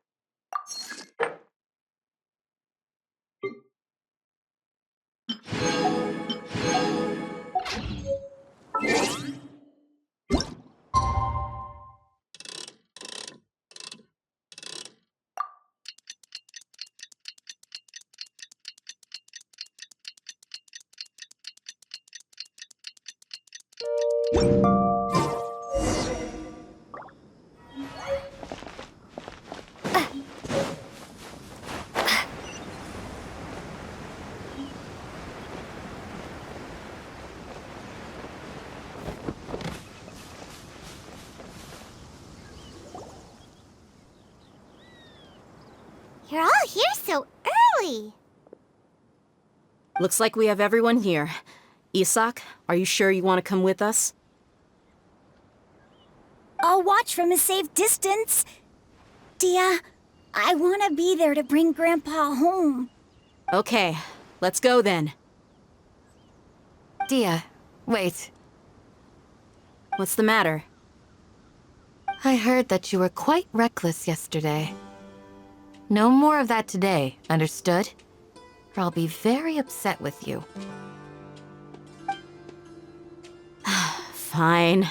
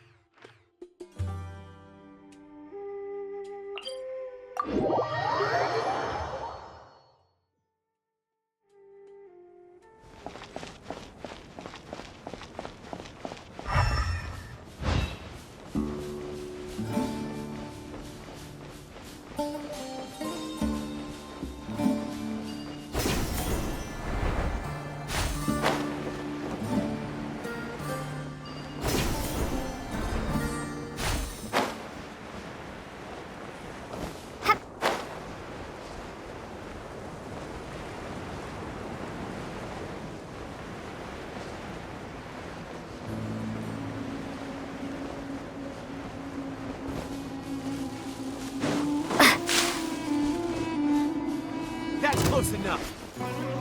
You are not welcome.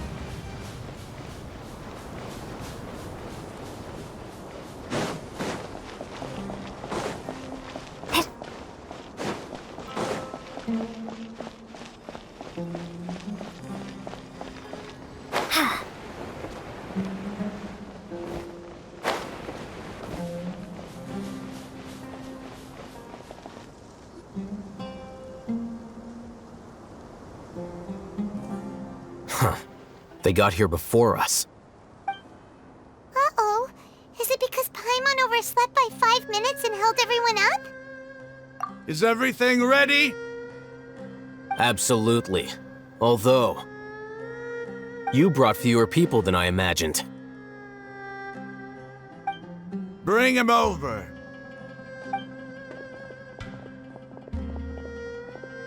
Grandpa! Why is there only one of them?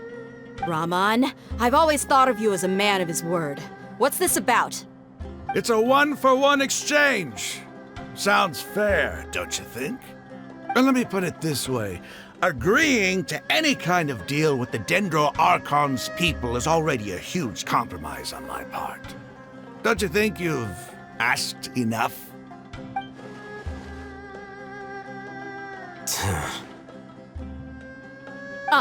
You stay right there!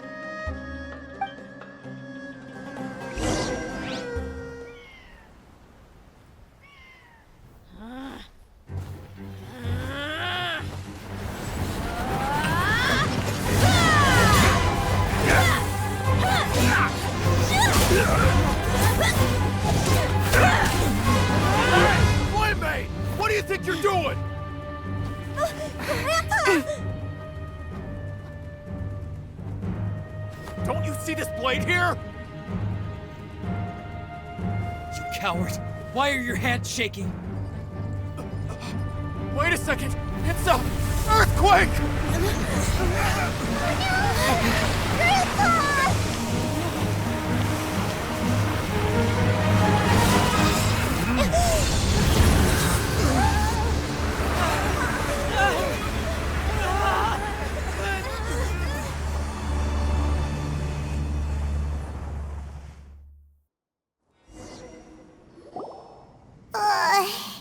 Paimon's dizzy.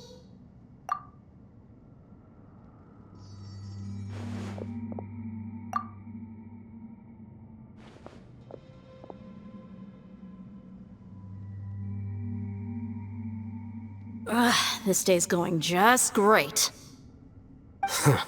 What a nuisance. The sand dune collapsed. I saw an energy field. The village keeper protected us. It glowed green with dendro. Just like you said, it may well have been the remains of Lesser Lord Kusanali's power inside the scholar's body. The Dendro Archon. The present one. Grandpa? Grandpa? Oh no, he's getting confused again. Hey, look around you.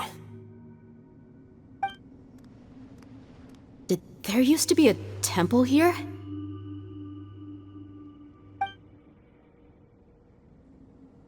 It seems that when the sand dune collapsed, it exposed these underground structures.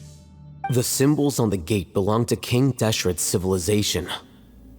This structure must be ancient. Over time, the sandstorms completely buried it and left it in the state we see now. It could have been an underground palace in the distant past. Oh, a miracle. Praise King Deshret! What's he doing here? And his men too? They must have fallen down here with us. Pretty lucky if you ask me. Most of them seem in really bad shape. Except for him. He got off lightly. Mind your head. No, this isn't the time for conflict. Our exalted lord has shown us the way to his sacred palace. He's not actually gonna go in there, is he? As it happens, I want to take a look inside too. What are you doing? Don't you think it's curious? 1 minute, Lesser Lord Kusanali's power protects us from harm, and the next, remnants of King Deshret's civilization appear. 2 major deities are vying to showcase their power to us. It would be a shame not to witness them both. Paimon thought you weren't interested in gods. Indeed. In my view, gods are just a higher form of living being, or creature, you could say. New discoveries are always worth investigating. Whether they have anything to do with gods is neither here nor there. Raman, what are you gonna do about your men? I'll just let them lay here. King Deshret will take care of his people. Right now, I'm going inside.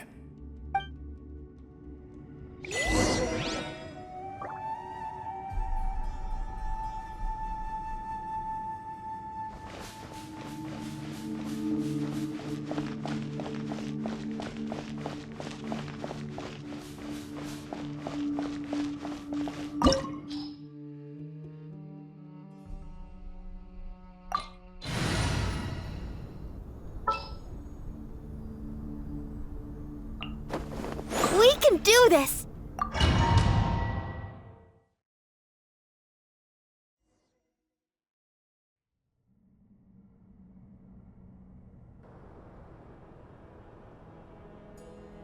It's full of life here. This defies comprehension.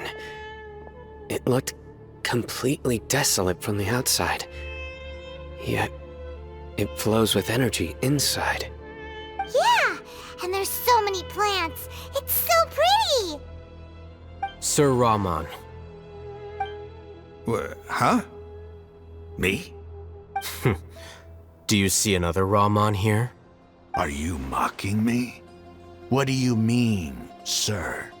Interpret it however you want, but there's something I'd like to draw your attention to.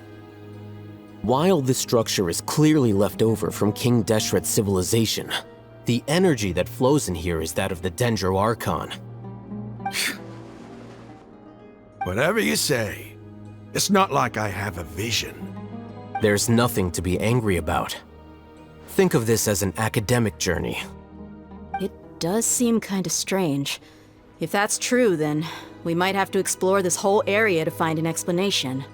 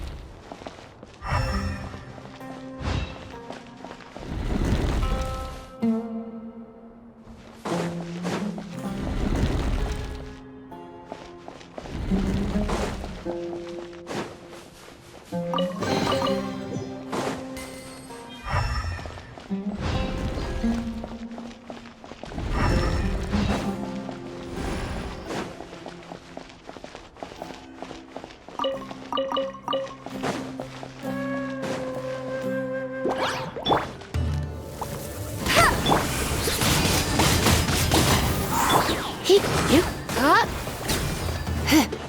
He, huh?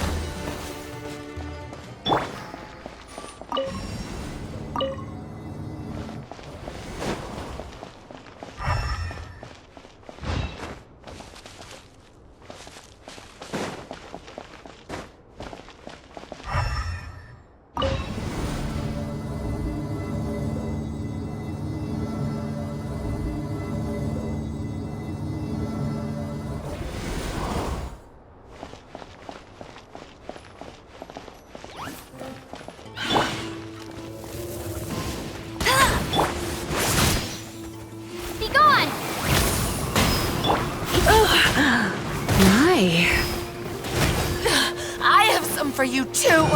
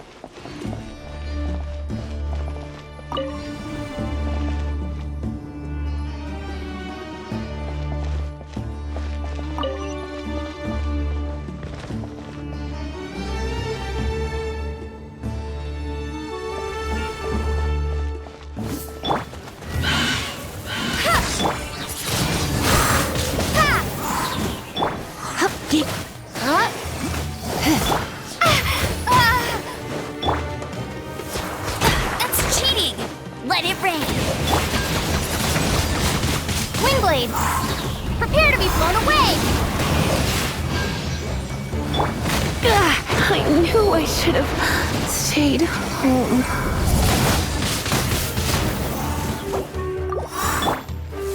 Still going out is tiring.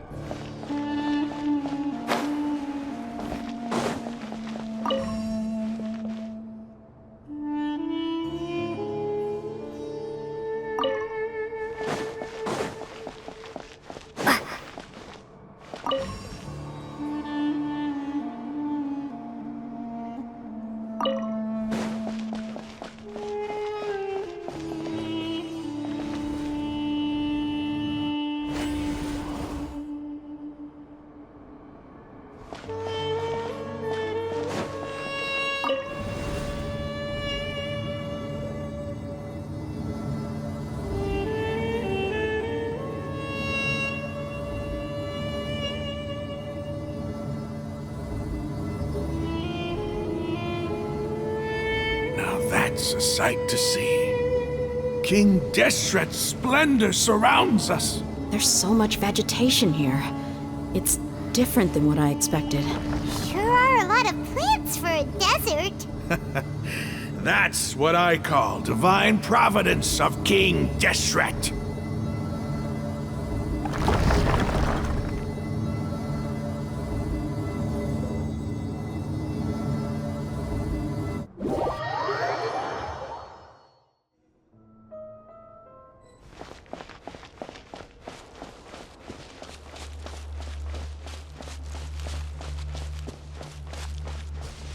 It's getting brighter! Oh, it looks so beautiful!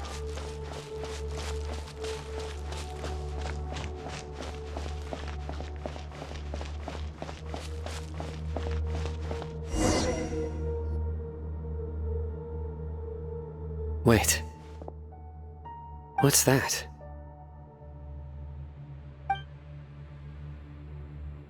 A load of flowers. And it looks like there's something among them. These are King Deshret runes. They left something behind. Yes. It's an elegy written in an ancient script. What does it say? Here lies our faithful priest Kasala. His wisdom is a miracle among the people, deserving of high praise and admiration. You can read ancient King Deshret script? Of course. Every student needs to master at least 20 languages before they graduate. He's not serious, right? There's still something off about this place. The elemental energy here is too concentrated. The scent of life. Is it trying to tell us something? Is this it? Analyzing.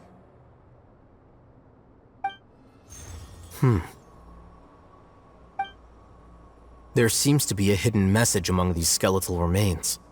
Excellent. There's a device from King Deshret's civilization in this gravesite. I'll transmit the information over and project it for everyone to see. Isn't sharing knowledge against the Academia's rules? Yes. However, under the circumstances, I'd prefer you to see this for yourself. You'll understand after watching it.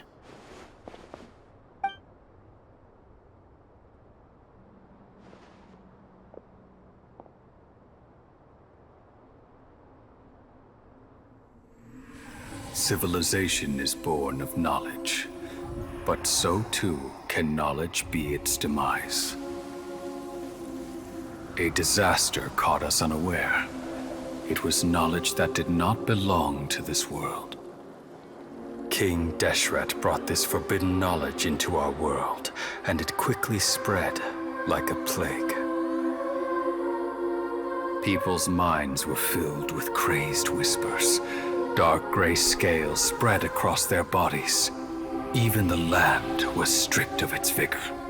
Only a desperate, deathly silence remained. Were it not for greater Lord Ruka Devata from the forests, the damage would have been irreversible. She summoned the priests to build temples and infused into them the divine power of life. The disaster was miraculously tempered, and the embers of our civilization were preserved in Aru village. Alas, the miracle could not last. As long as forbidden knowledge continued to exist, it would forever blight this world. In the end, the proud king of the desert, my eternal lord, chose to sacrifice himself. I have spent my whole life since guarding one of these many temples. But now, my duty is coming to an end. As I close my eyes for the final time, the sight of that noble deity will appear in my vision once more. In helping King Deshret to eradicate forbidden knowledge, she exhausted her strength, and her form became that of a small child. How strange. Now that I think of her, I no longer have any fear of death, for I sense that the spirit of life will abide with me during my eternal sleep. Children of the desert, cling no longer to past grievances, but hold tight to the memory of this act of benevolence. What was that? The priest's memories. No, impossible. Greater Lord Rukkhadevata. So the former Dendro Archon and King Deshret were never enemies at all. But this doesn't make any sense. The Dendro Archon's followers, they're clearly... Was that the former Dendro Archon? She became so tiny in the end.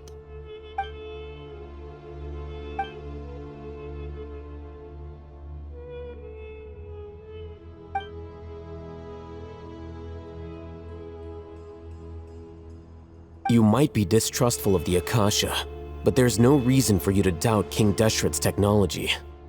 You've just witnessed his priest's last words. I've never heard about any of this before. The surviving followers of King Deshret all gathered in Aru village. Our god did not make mistakes. We refused to believe any of the rumors. King Deshret's death, the all but total annihilation of our civilization, it was all Greater Lord Rukkhadevata's doing. We saw her as nothing more than a traitor, who stabbed us in the back in our moment of crisis. Just like us humans, fighting, feuding, double-crossing each other to survive in the desert. You were blinded by your prejudice.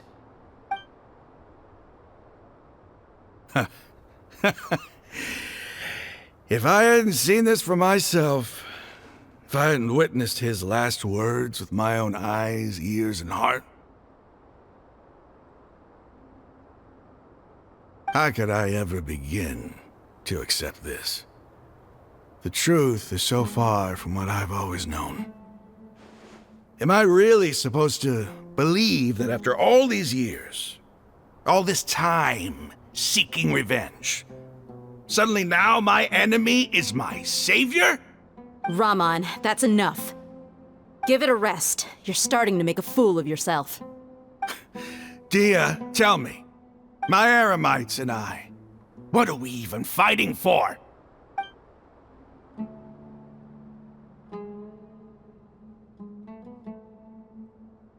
Hey, how you doing? I'll live. Thanks. I should probably go. Can't just stay here forever. What's your next move gonna be? Oh, I know what you're going to ask. I feel deeply ashamed of everything I've done. You'll get everything you're asking for. But please, give me some time. After everything that's happened here today, somehow I need to explain it to the others. It's not gonna be easy. Well, I guess that's for me to deal with. Dia, this is where our camp's located. Make a note of it. When would be a good time for us to go? Tomorrow. I'll convince everyone that we're all on the same side. And I'll return every last one of your your village keepers. We'll share our other resources with you too.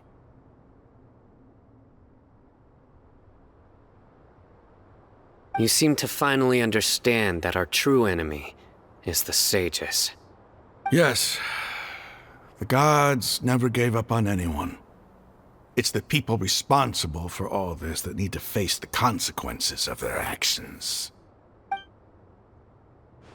That must have been rough, but he seems to have figured things out now. Raman's no fool. Being the leader of your own faction in the desert is no easy feat. It's too bad he was held back by his belief in King Deshret, But now that that's changed, I guess we have a few more people on our side.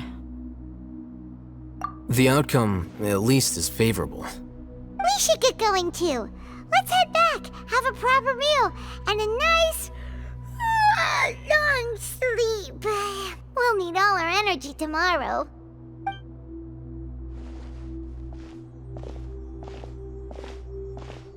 Sino, we're leaving!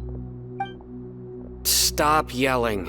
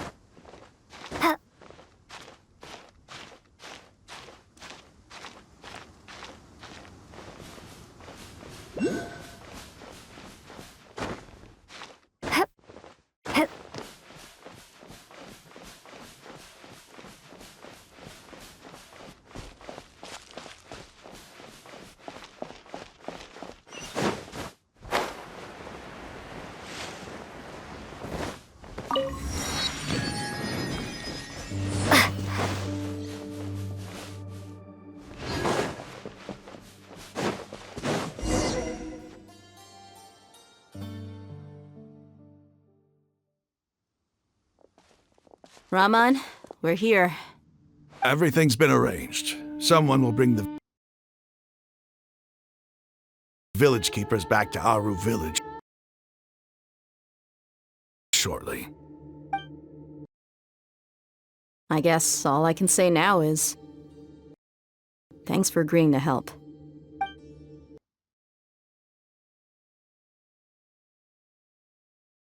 Don't mention it. I think we can both agree you went to hell and back for it. But we share a common cause now. From here on out, we're allies. Where are the perpetrators? I'll bring you to them. Follow me.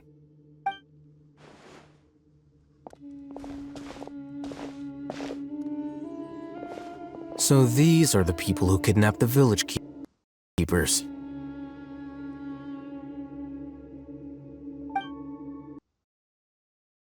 Oh no, it's the scribe! There's no need to yell. No one can help you now. We've been all over the desert trying to find you! That's right.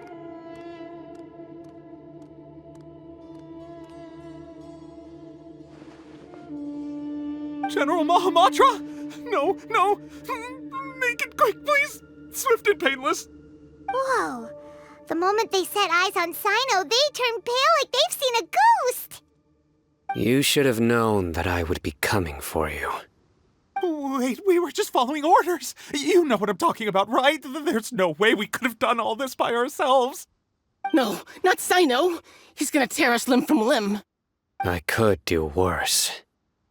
Please have mercy! Start talking.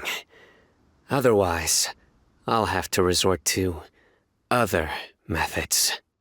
So, your superiors have kept you quite busy recently.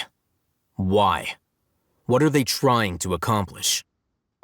They wanted to extract canned knowledge. Don't play dumb. You know what I'm really asking. They extract divine canned knowledge. Then what? I really don't know how to explain it. Well, you better start talking or you'll be sorry! You don't want to make things any more difficult for yourself, do ya?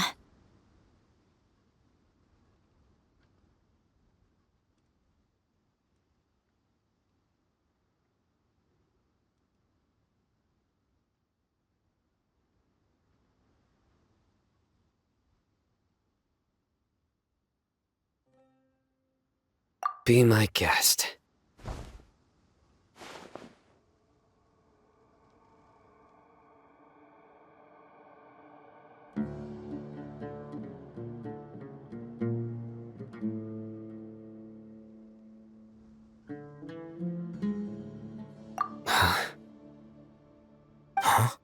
Uh-huh. That sure didn't sound like a fancy metaphor or anything. You're serious, aren't you? How did you know? There's no use hiding it now.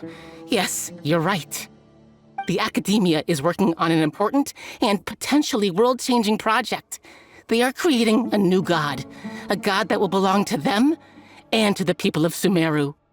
It may seem as if Sumeru's academics are thriving, but ever since the death of Greater Lord Rukkhadevata, scholarly breakthroughs have been few and far between. The withering of Irminsul has been getting worse recently. The sages have tried everything they could think of, but nothing's worked. I'm always hearing them say things like, if only Greater Lord Rukkhadevata was still with us. Continue. And then, someone from the Fatui showed up. They called him the Doctor. He brought a gnosis and said he wanted to borrow the Academia's research facilities. The Doctor was previously expelled from the Academia. At first, the sages looked down at him in disdain. But when he said those words, everyone's expression changed. He asked them, "Do you wish to create a god?" This is what the arrogant ignorance at the extreme end of Academia looks like. First, the Academia spent a long time constructing a divine vessel, which was based on an exquisite humanoid puppet. After that, they harvested dreams via the Seb Zerus Festival Samsara, maximizing the Akasha's output. With the doctor's help, and the Akasha now functioning at maximum efficiency, they were able to use it to extract the power from the Gnosis and convert it into a divine core. Next, they decided that their new god needed to possess divine wisdom. For that to happen, they needed a huge quantity of divine canned knowledge. It adds up. But how do you determine whether the knowledge extracted is of divine origin? Call it an educated guess? The Academia has been trying to figure out the exact source of the scholar's madness for centuries, but to no avail. Nobody can explain the cause of this phenomenon. Surely you can see what that implies, Scribe Al-Haytham. If it's knowledge no mortal can comprehend, then it must be something only gods are able to decipher. In other words, it's the source of the God of Wisdom's omniscience and omnipotence.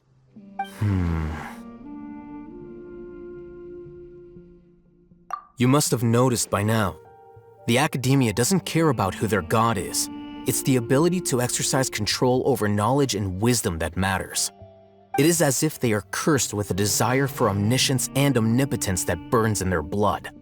Some organisms demonstrate phototaxis, and thus orient their entire lives in respect to sources of light.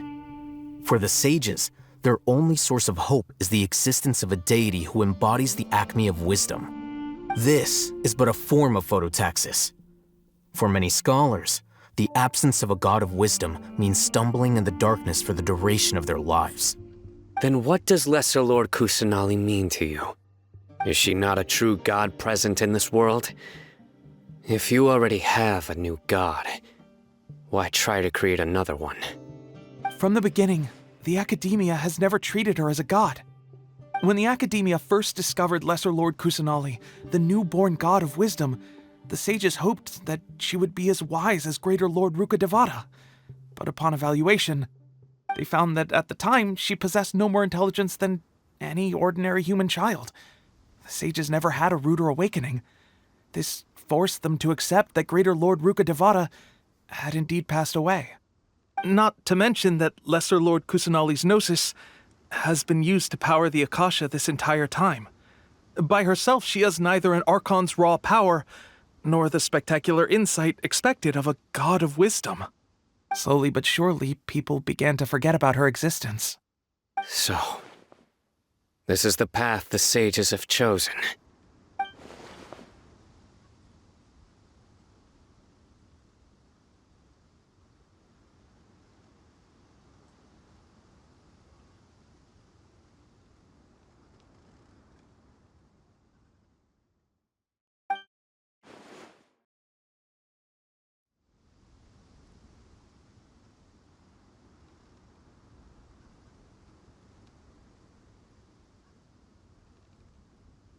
All right, let's try to keep our cool. If everyone's in a bad mood, then let's change up our scenery. Rahman, give me a few men to help us escort the village keepers back to the village. And these two scholars, they're coming too.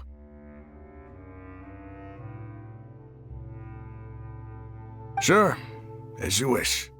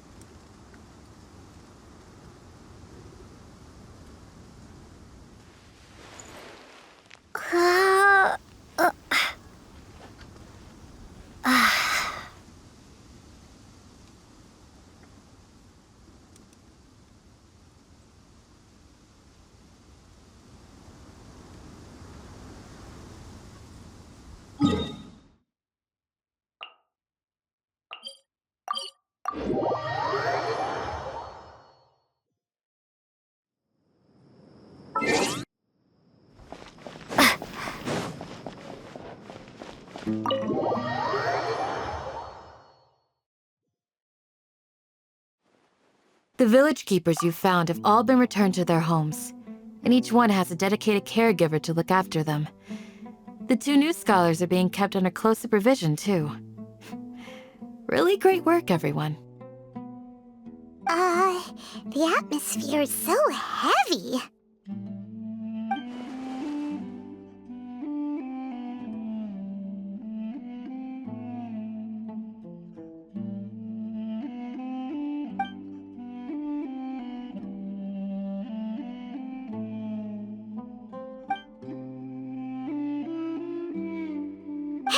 Say something! Stop spacing out! Come on, is there nothing left to talk about? In that case, let's all get some water and try to think about something else. Or I can go fetch some snacks. Oh, Paimon's so coming with you! Do you have any plans, Traveler? Gods above, you're not talking about work, are you? So you were still withholding some information?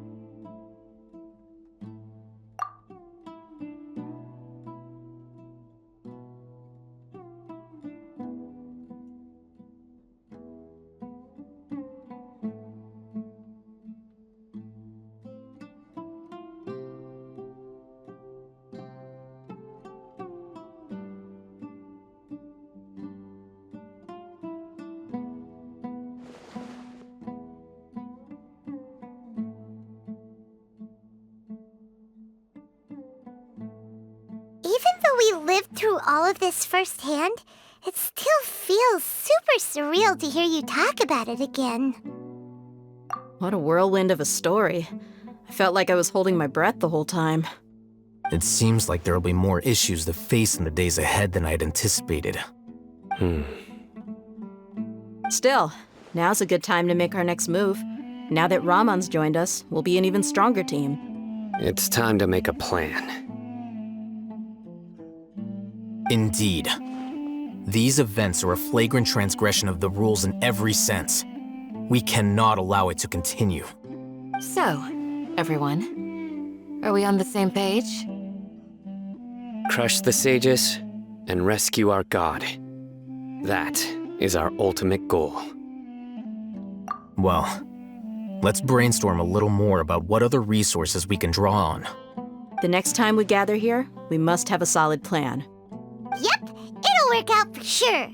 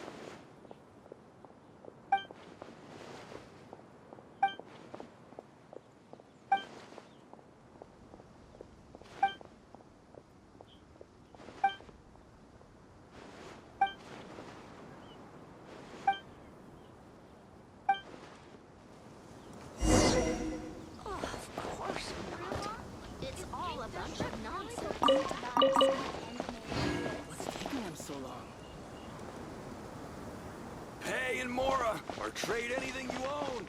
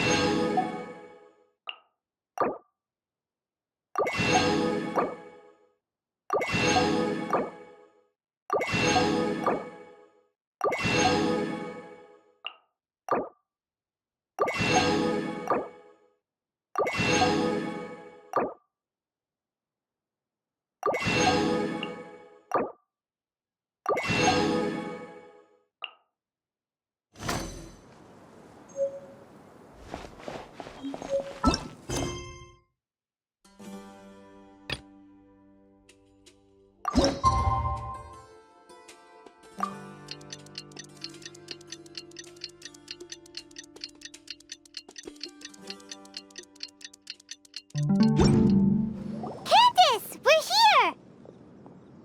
Has everyone arrived? Everyone is already waiting inside. Well, what are we waiting for? Let's join them! Please, wait a moment. Before attending the meeting, I hope you can What do you need? promise me that you won't commit to anything too reckless. What do you think? Okay.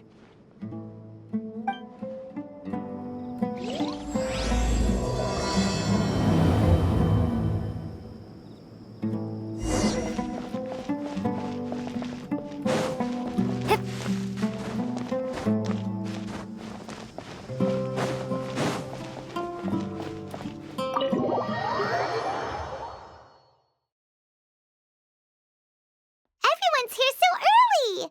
But why isn't anybody talking? We already discussed things a bit. Hey, where have you been? I've missed you too. Are you ready? Very well.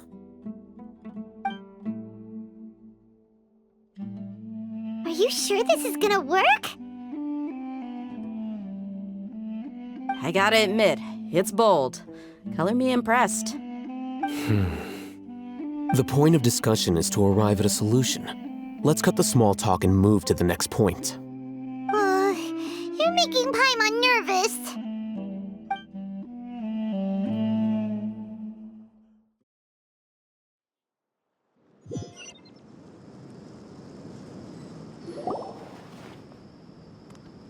You're finally done. I have some other stuff to take care of. Catch you all later. Come on, don't give me that face. I know what you're going to say. I'll be careful. That's what I wanted to hear. Take care.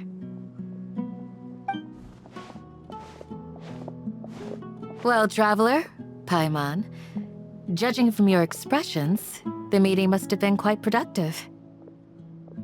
You can tell? I'm not that good at scheming or strategy, but I can sense people's emotions. And based on your reaction, things must have gone quite well. Paimon's a little worried.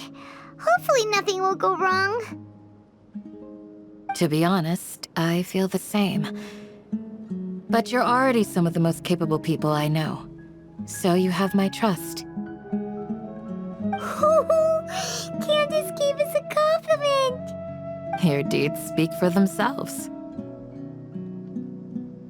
Candace, we stayed behind to tell you that, although you won't be coming with us, we'll be sure to remember your words.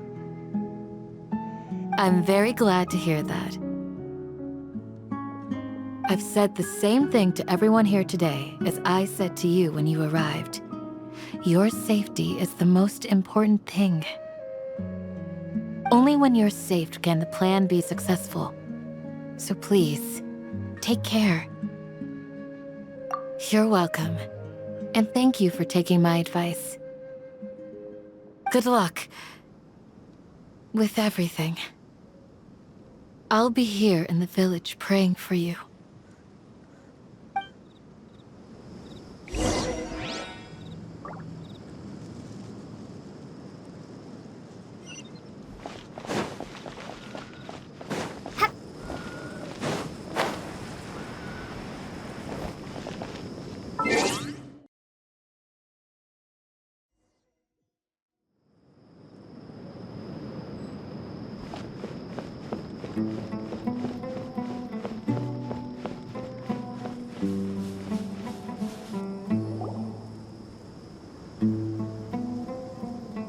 Sounds good. I'll go make some preparations. Okay. I'll hit them! Have you finished saying your goodbyes? Yeah! Also, Candace told everyone to be careful. Yes, she did. But I think my point also bears repeating. Our plan is not child's play. We won't be able to achieve anything if we're simply careful. We must go beyond that and fully commit ourselves to it. I hope this is clear to you. Huh? Shouldn't you be saying something more cheerful to boost our morale right now? Didn't we already do that during the meeting? You can never have enough words of encouragement. In that case, Candace can cuddle you to your heart's content while I continue to remind you of the seriousness of our situation. We all have our jobs to do, after all. It's like how some people can be put in charge of logistics while others will fight on the front lines. Speaking of the front lines, you don't look anything like a soldier.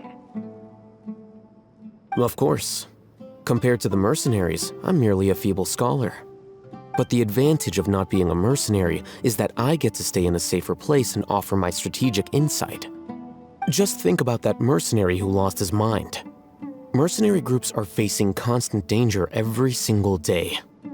Well, being a scholar is also a high-risk occupation, and you are a scholar! I'm not like the rest of them. Even among members of the same species, some will exhibit far more potential than others.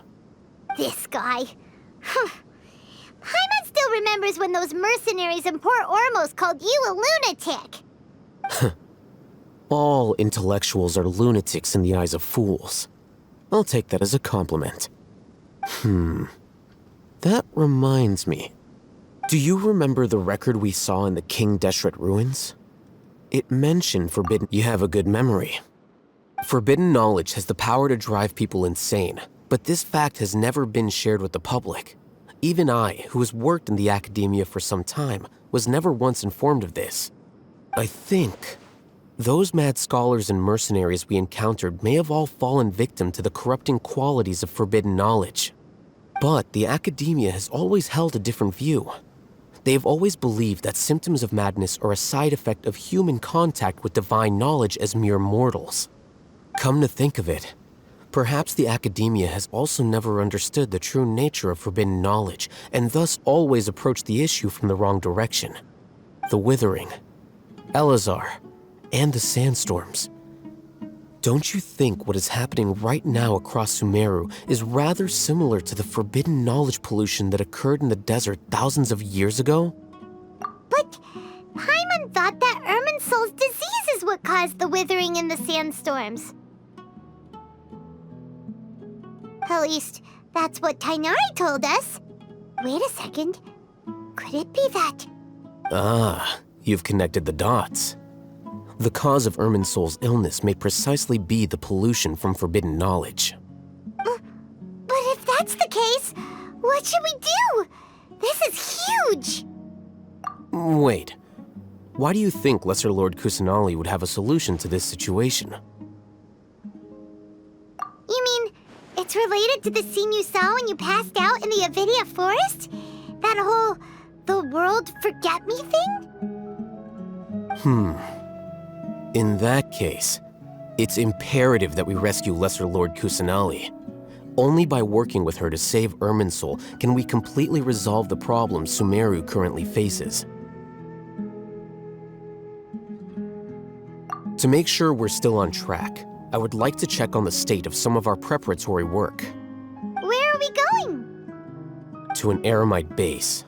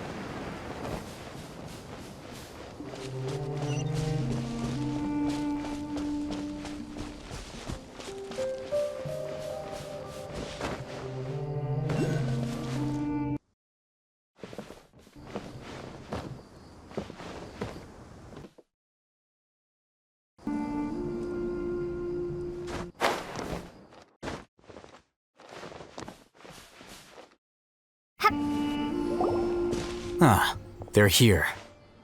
Huh? What are they doing here? I gave them some technical work to do. Ah, it's the scribe. And is that the traveler I see? How's the work going? Ah, yes! We have fixed the devices according to your instructions. One of them is already ready for use, while the others are still under repair. Aren't those devices for can knowledge extraction? What are you doing with those? Look here. Huh? More can knowledge? Are you going to put more weird stuff into her head again? What's that look on your face? Are you scared? Paimon's a little scared, but very, very furious! That's an interesting response. Anyway, we're not going to use this just yet. As I mentioned during the meeting, this knowledge capsule contains a decree I drew up in the past. The academia should also have their own copy. And according to the plan we just came up with, Traveler, I want you to record something into this capsule.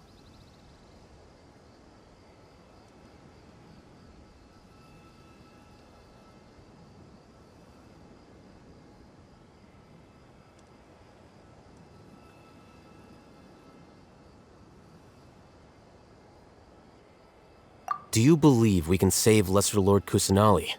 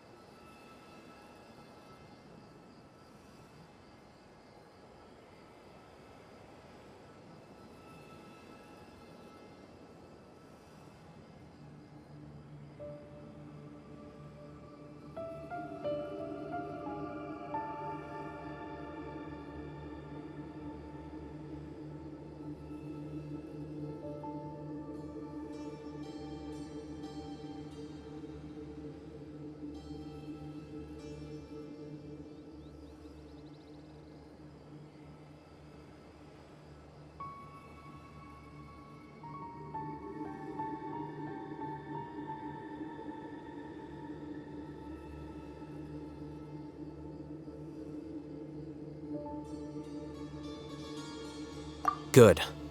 Conviction is the most important part of all of this. Now, please get ready and put on this device. You want us to record our conviction into the knowledge capsule? Yes. Paimon is still really worried. I understand, but trust me, Paimon, this is something we have to do. It's best if you can do as I say. Because, to achieve this impossible task, it sounds like you'll need to fool your own heart first. Although it may feel like a trick, self-encouragement may be the most important tool we have. Paimon can see the point you're trying to make.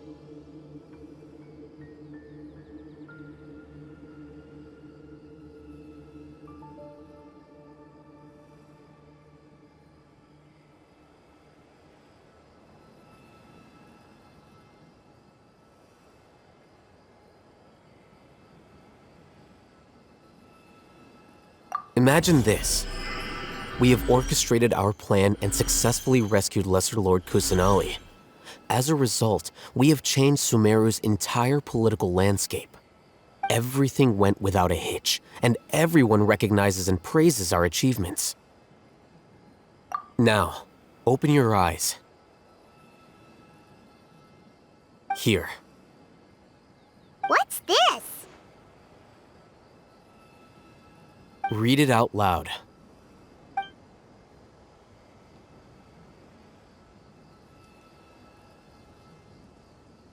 It's done. Is your head okay? Does anything hurt? It's just a recording. There should be no negative effects. But what was the this? Paimon doesn't get it. And that's perfectly fine. In any case, these capsules aren't meant to be used by you. Huh? What do you mean? Have you forgotten? Our plan needs to account for those who have long relied on the Akasha. You may find it hard to believe, but for those people, everything the Akasha transmits to them is nothing short of absolute truth. Imagine if you've been using a device like the Akasha since the day you were born, and this device has always supported you during times of need. After all that time, what do you think you'd become? A fool? A machine? A slave to orders. And that's why rules are so important. In addition, those who understand the rules can delineate boundaries and identify gray areas. But why would you need to identify the gray areas? You could say that those kinds of ambiguous zones can be very interesting. One might even say they're advantageous in the right hands. Things you're interested in are really out there. Are all Sumeru scholars like this? Anyway, that's enough chit-chat. I'm going to take those two to work on some small projects. You can head to Caravan Rebot and start preparing for the next step. Small projects? We're going to tinker with the Akasha terminal and make a few modifications.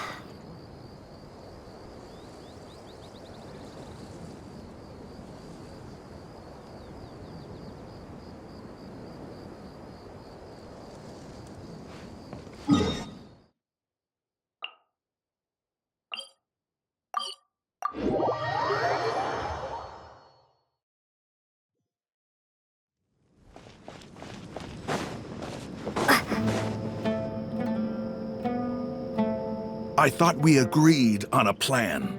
How can you go back on your word?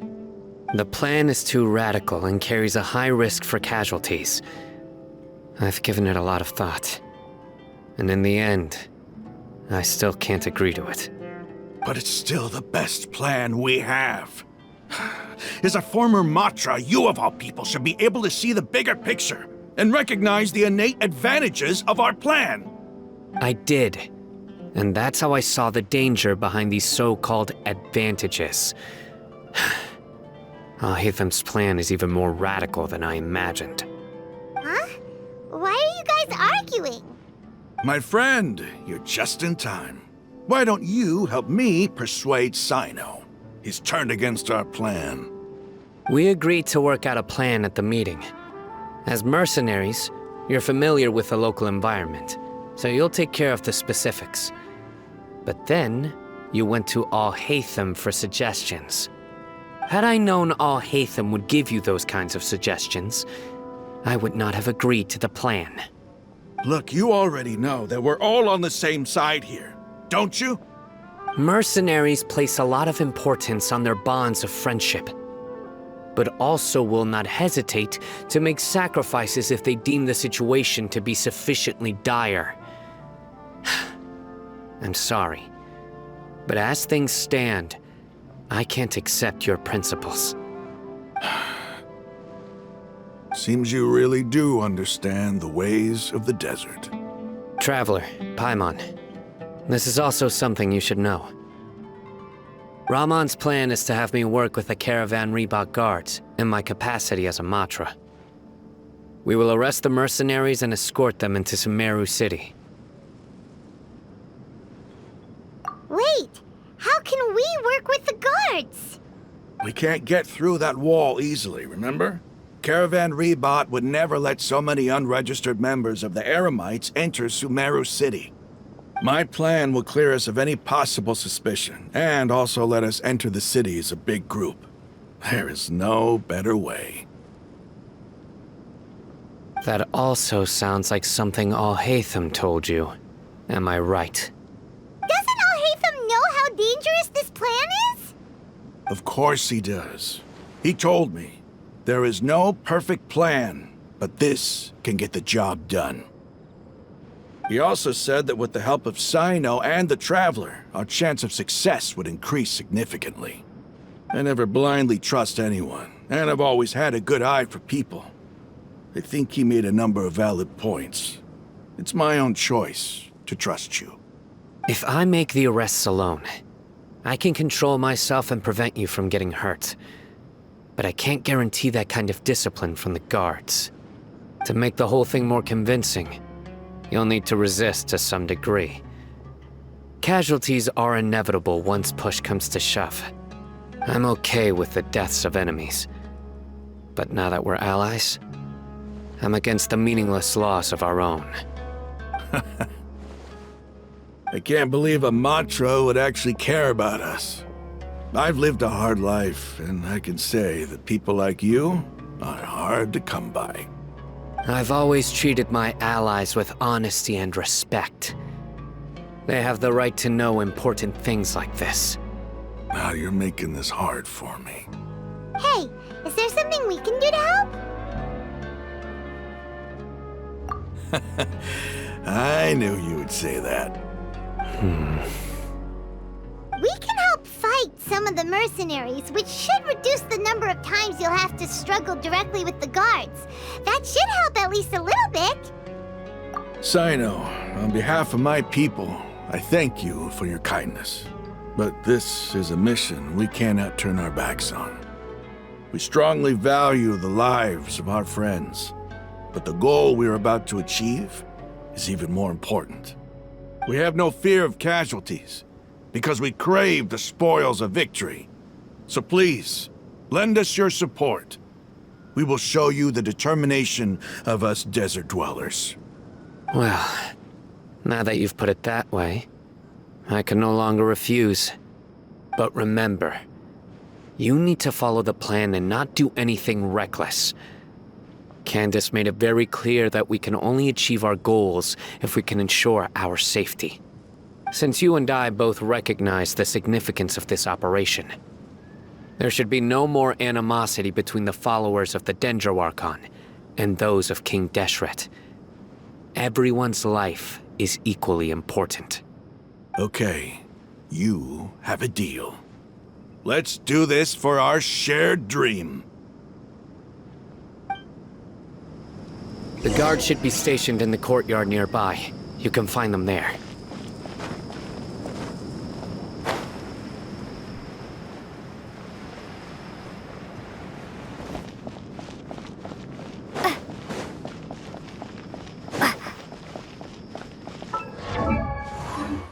Because things are so...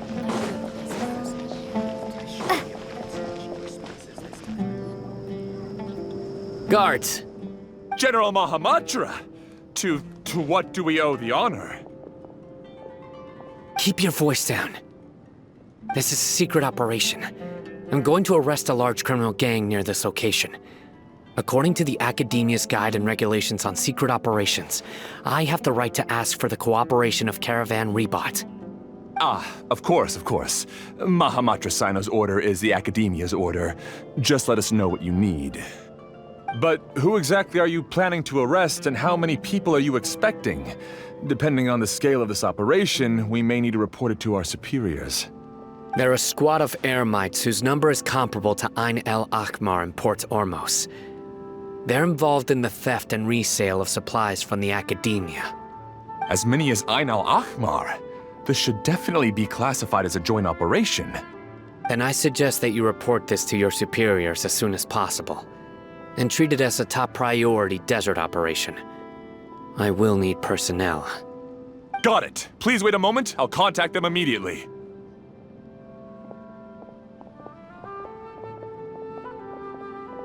Because this is work. Because I trust you. Paimon can't believe you're still in the mood to chat. This whole thing has Paimon scared stiff! Aren't you even a little worried? What if these guards already know that you have betrayed the Academia and are no longer their General Mahamatra? Even if that guard doesn't know, their superiors might, right? We discussed this, remember? The Caravan Rebot operation is of great importance. But don't worry, the guards there shouldn't know that Sino has stepped down. How can you be so sure? First, the other Matra still don't know why Sino has left, which proves that the Academia has been covering up the matter. Second, this is a crucial moment for the Academia's God creation plan. If something were to happen to the General Mahamatra, it's bound to attract a lot of unwanted attention. No matter how you look at it, they don't seem interested in sharing the news of Sino's departure. A reasonable inference. I agree. Which brings us to our next issue. I'm sure some of you have been wondering if the prediction function of the Akasha will affect our operation. The Akasha is still in operation, so I must remain on high alert. Actually, considering the power of the Akasha, it's quite strange that it hasn't already tried to interfere with my actions. I've given that a lot of thought. For now, I don't think you'll need to worry. If you remember, when you first came to Aru Village, all your actions and routes were predicted by the Akasha. It even gave that information to those who kidnapped the village keepers. But things like that never happened again after we met up with the Traveler. That's true. But why? Look at it from a different angle. Why do you think the Akasha will predict your actions? Because my personal data has been entered into the Akasha. That's true, but the key to this question is, how well can the Akasha make predictions about a person? Haven't you ever thought about it? Just how can it do this in the first place? Because the Akasha controls the entirety of Sumeru. The Academia firmly believes that all human actions can be explained through logic. By sorting and analyzing entered data, the Akasha can derive behavioral logic and predict the actions of those who fit an existing logic model.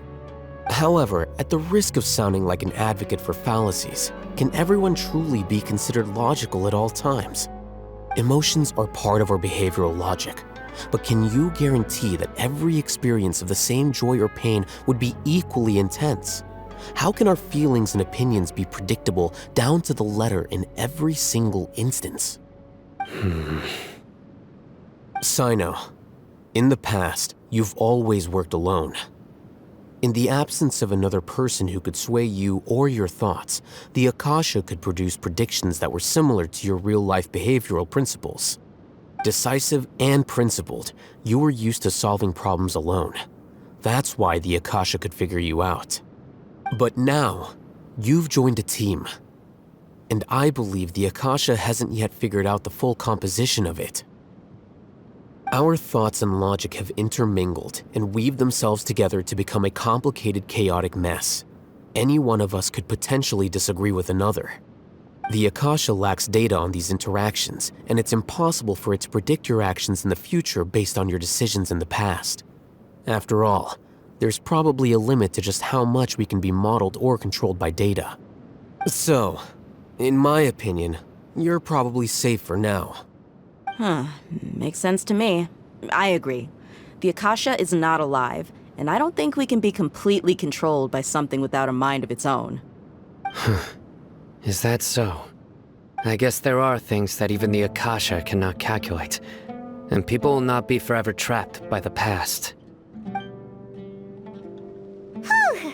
Paimon's so glad that this is settled. Next time, pay attention during our meetings. Will do. Just remember to stay vigilant. Footsteps! General Mahamatra, we were not expecting your presence here. I'm the security officer of the Great Red Sand District. My name is Luxembarbo. This is my assistant, the Traveler. She will be working with me. The construct next to her is for her work. Beep! Construct, beep! What a great honor to meet you. Your golden hair is as bright as the sun. And, is this the latest technology from the Academia? Have you made a decision regarding the matter I mentioned to your subordinate? It seems to be a dire situation, so of course you will have our full cooperation. To be perfectly honest, I've always longed to go on a mission with someone as well known as yourself. There's no need for flattery. Yes, sir. Take your most elite platoon and follow me to the eastern side of the district. We will carry out the operation there. Understood. Map. Hurry, bring the map!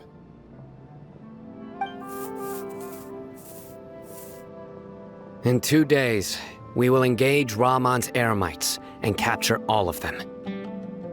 Any questions about the time or location? None at all, sir. Good. See you then. Yes, sir.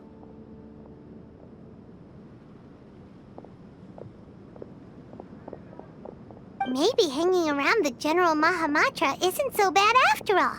Everyone's so respectful towards us. This is all due to the absolute authority of the Academia. And now, we're going to strike back against that massive pillar of power. Get ready. We will move out in 2 days.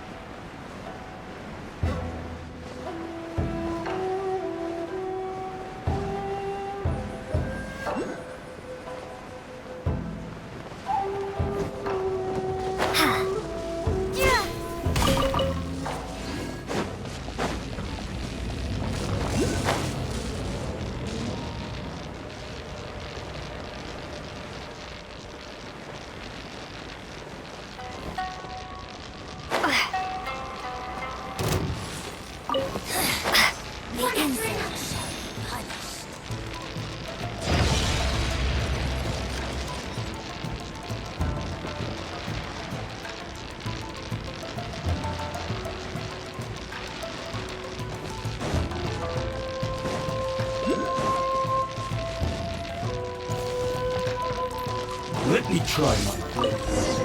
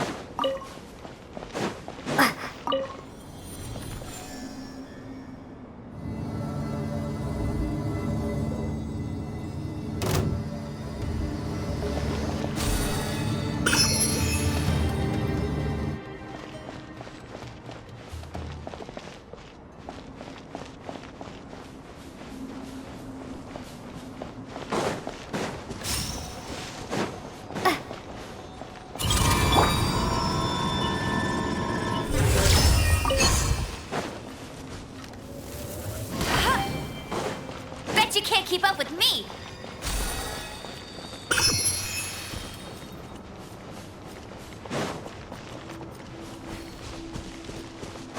I'll race you there!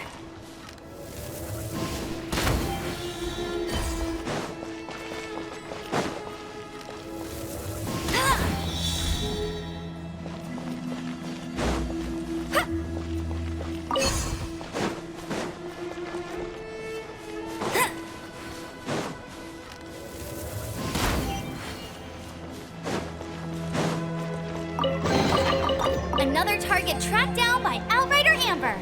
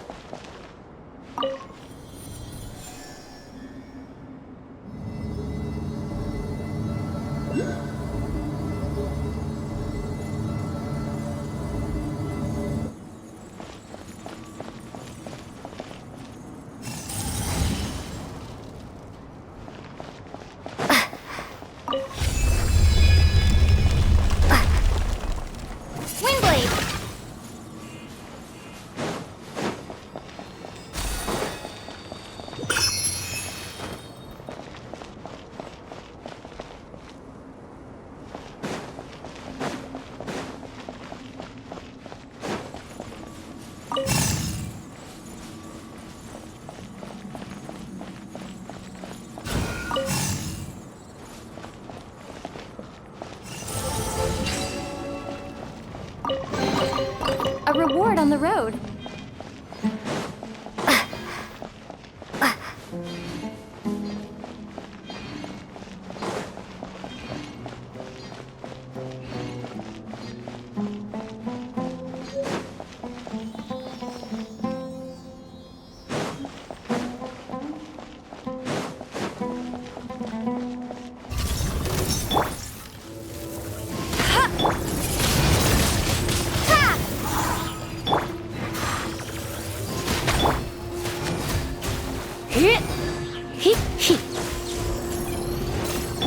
No one escapes my sight!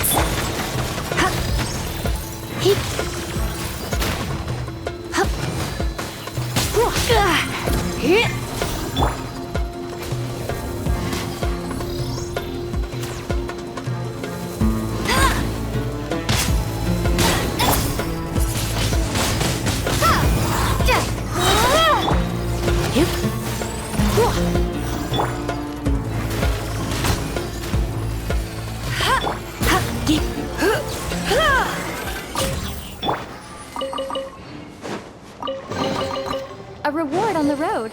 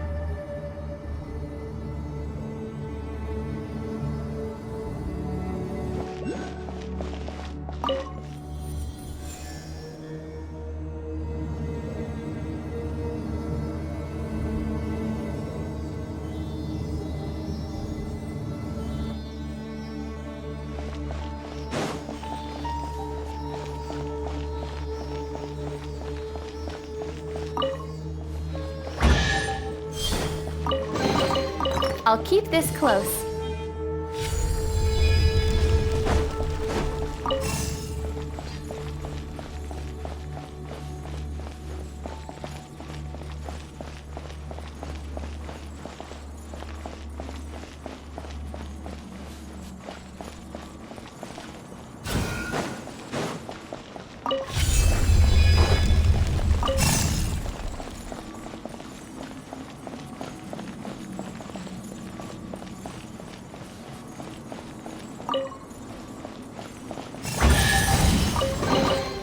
Is this an answer from this world?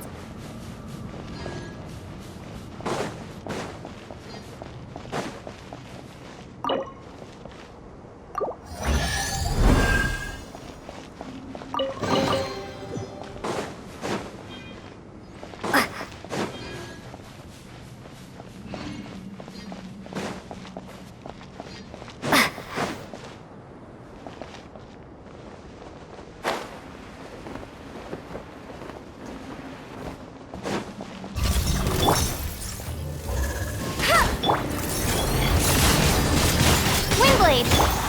You? Huh? He? Hup, he, here!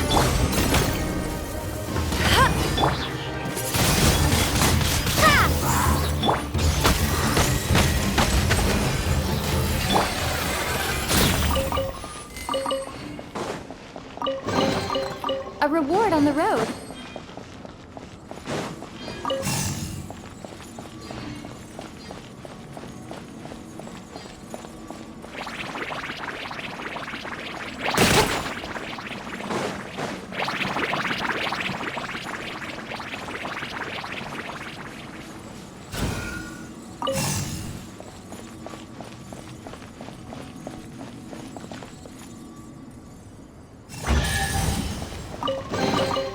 I'll keep this close.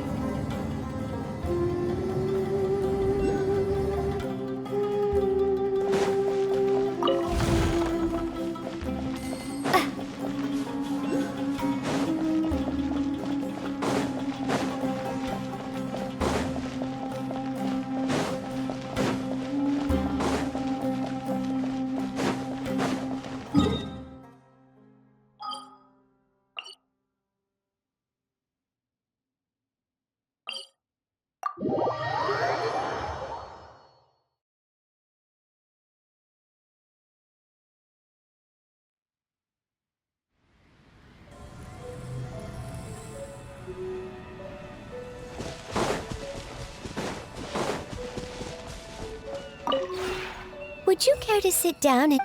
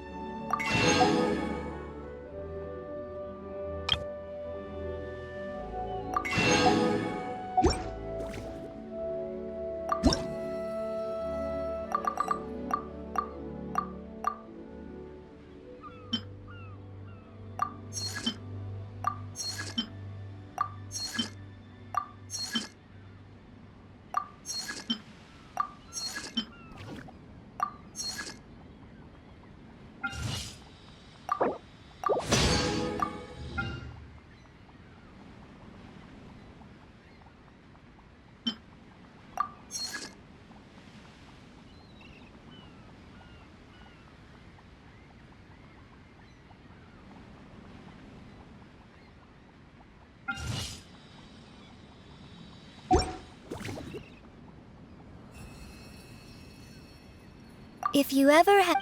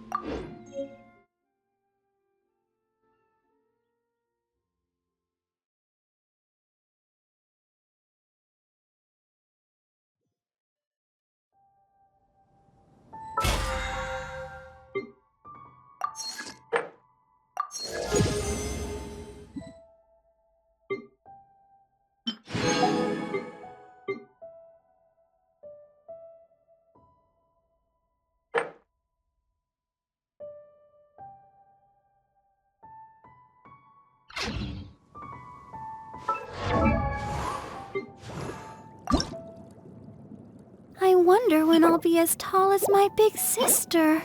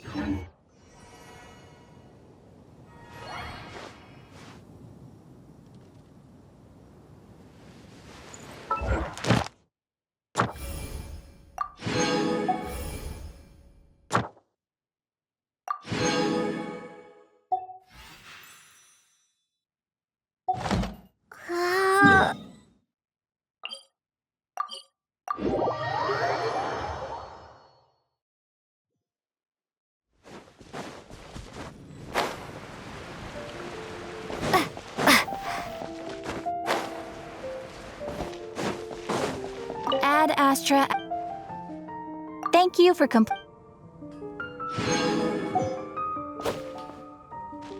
Ad Astra.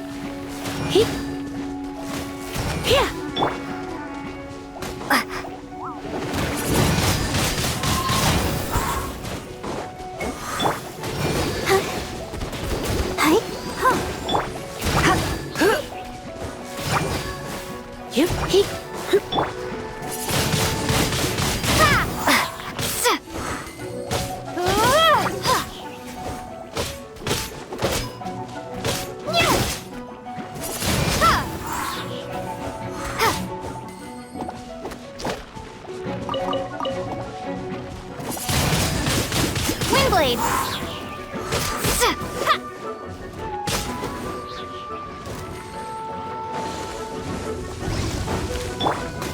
Go, Barb! Hi! Yeah!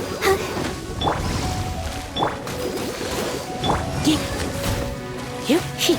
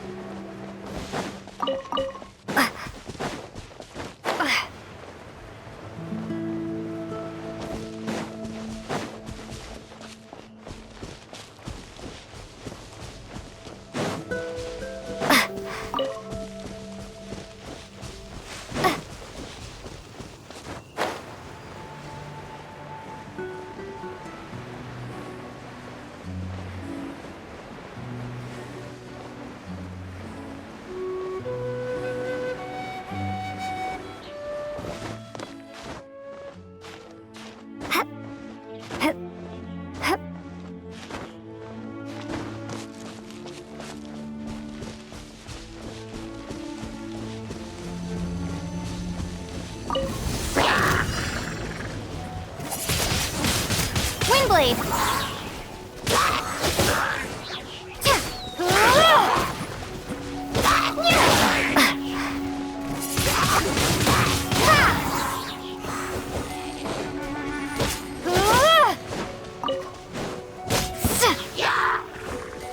Prepare to be blown away!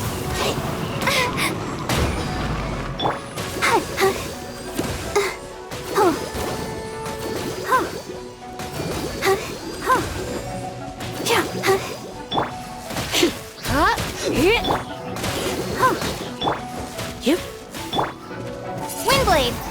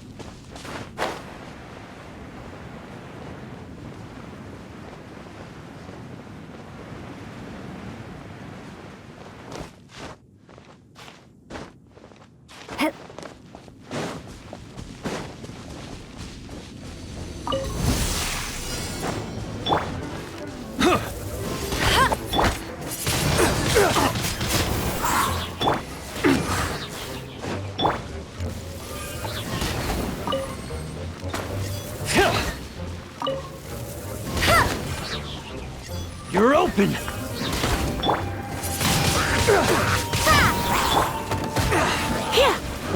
A new job.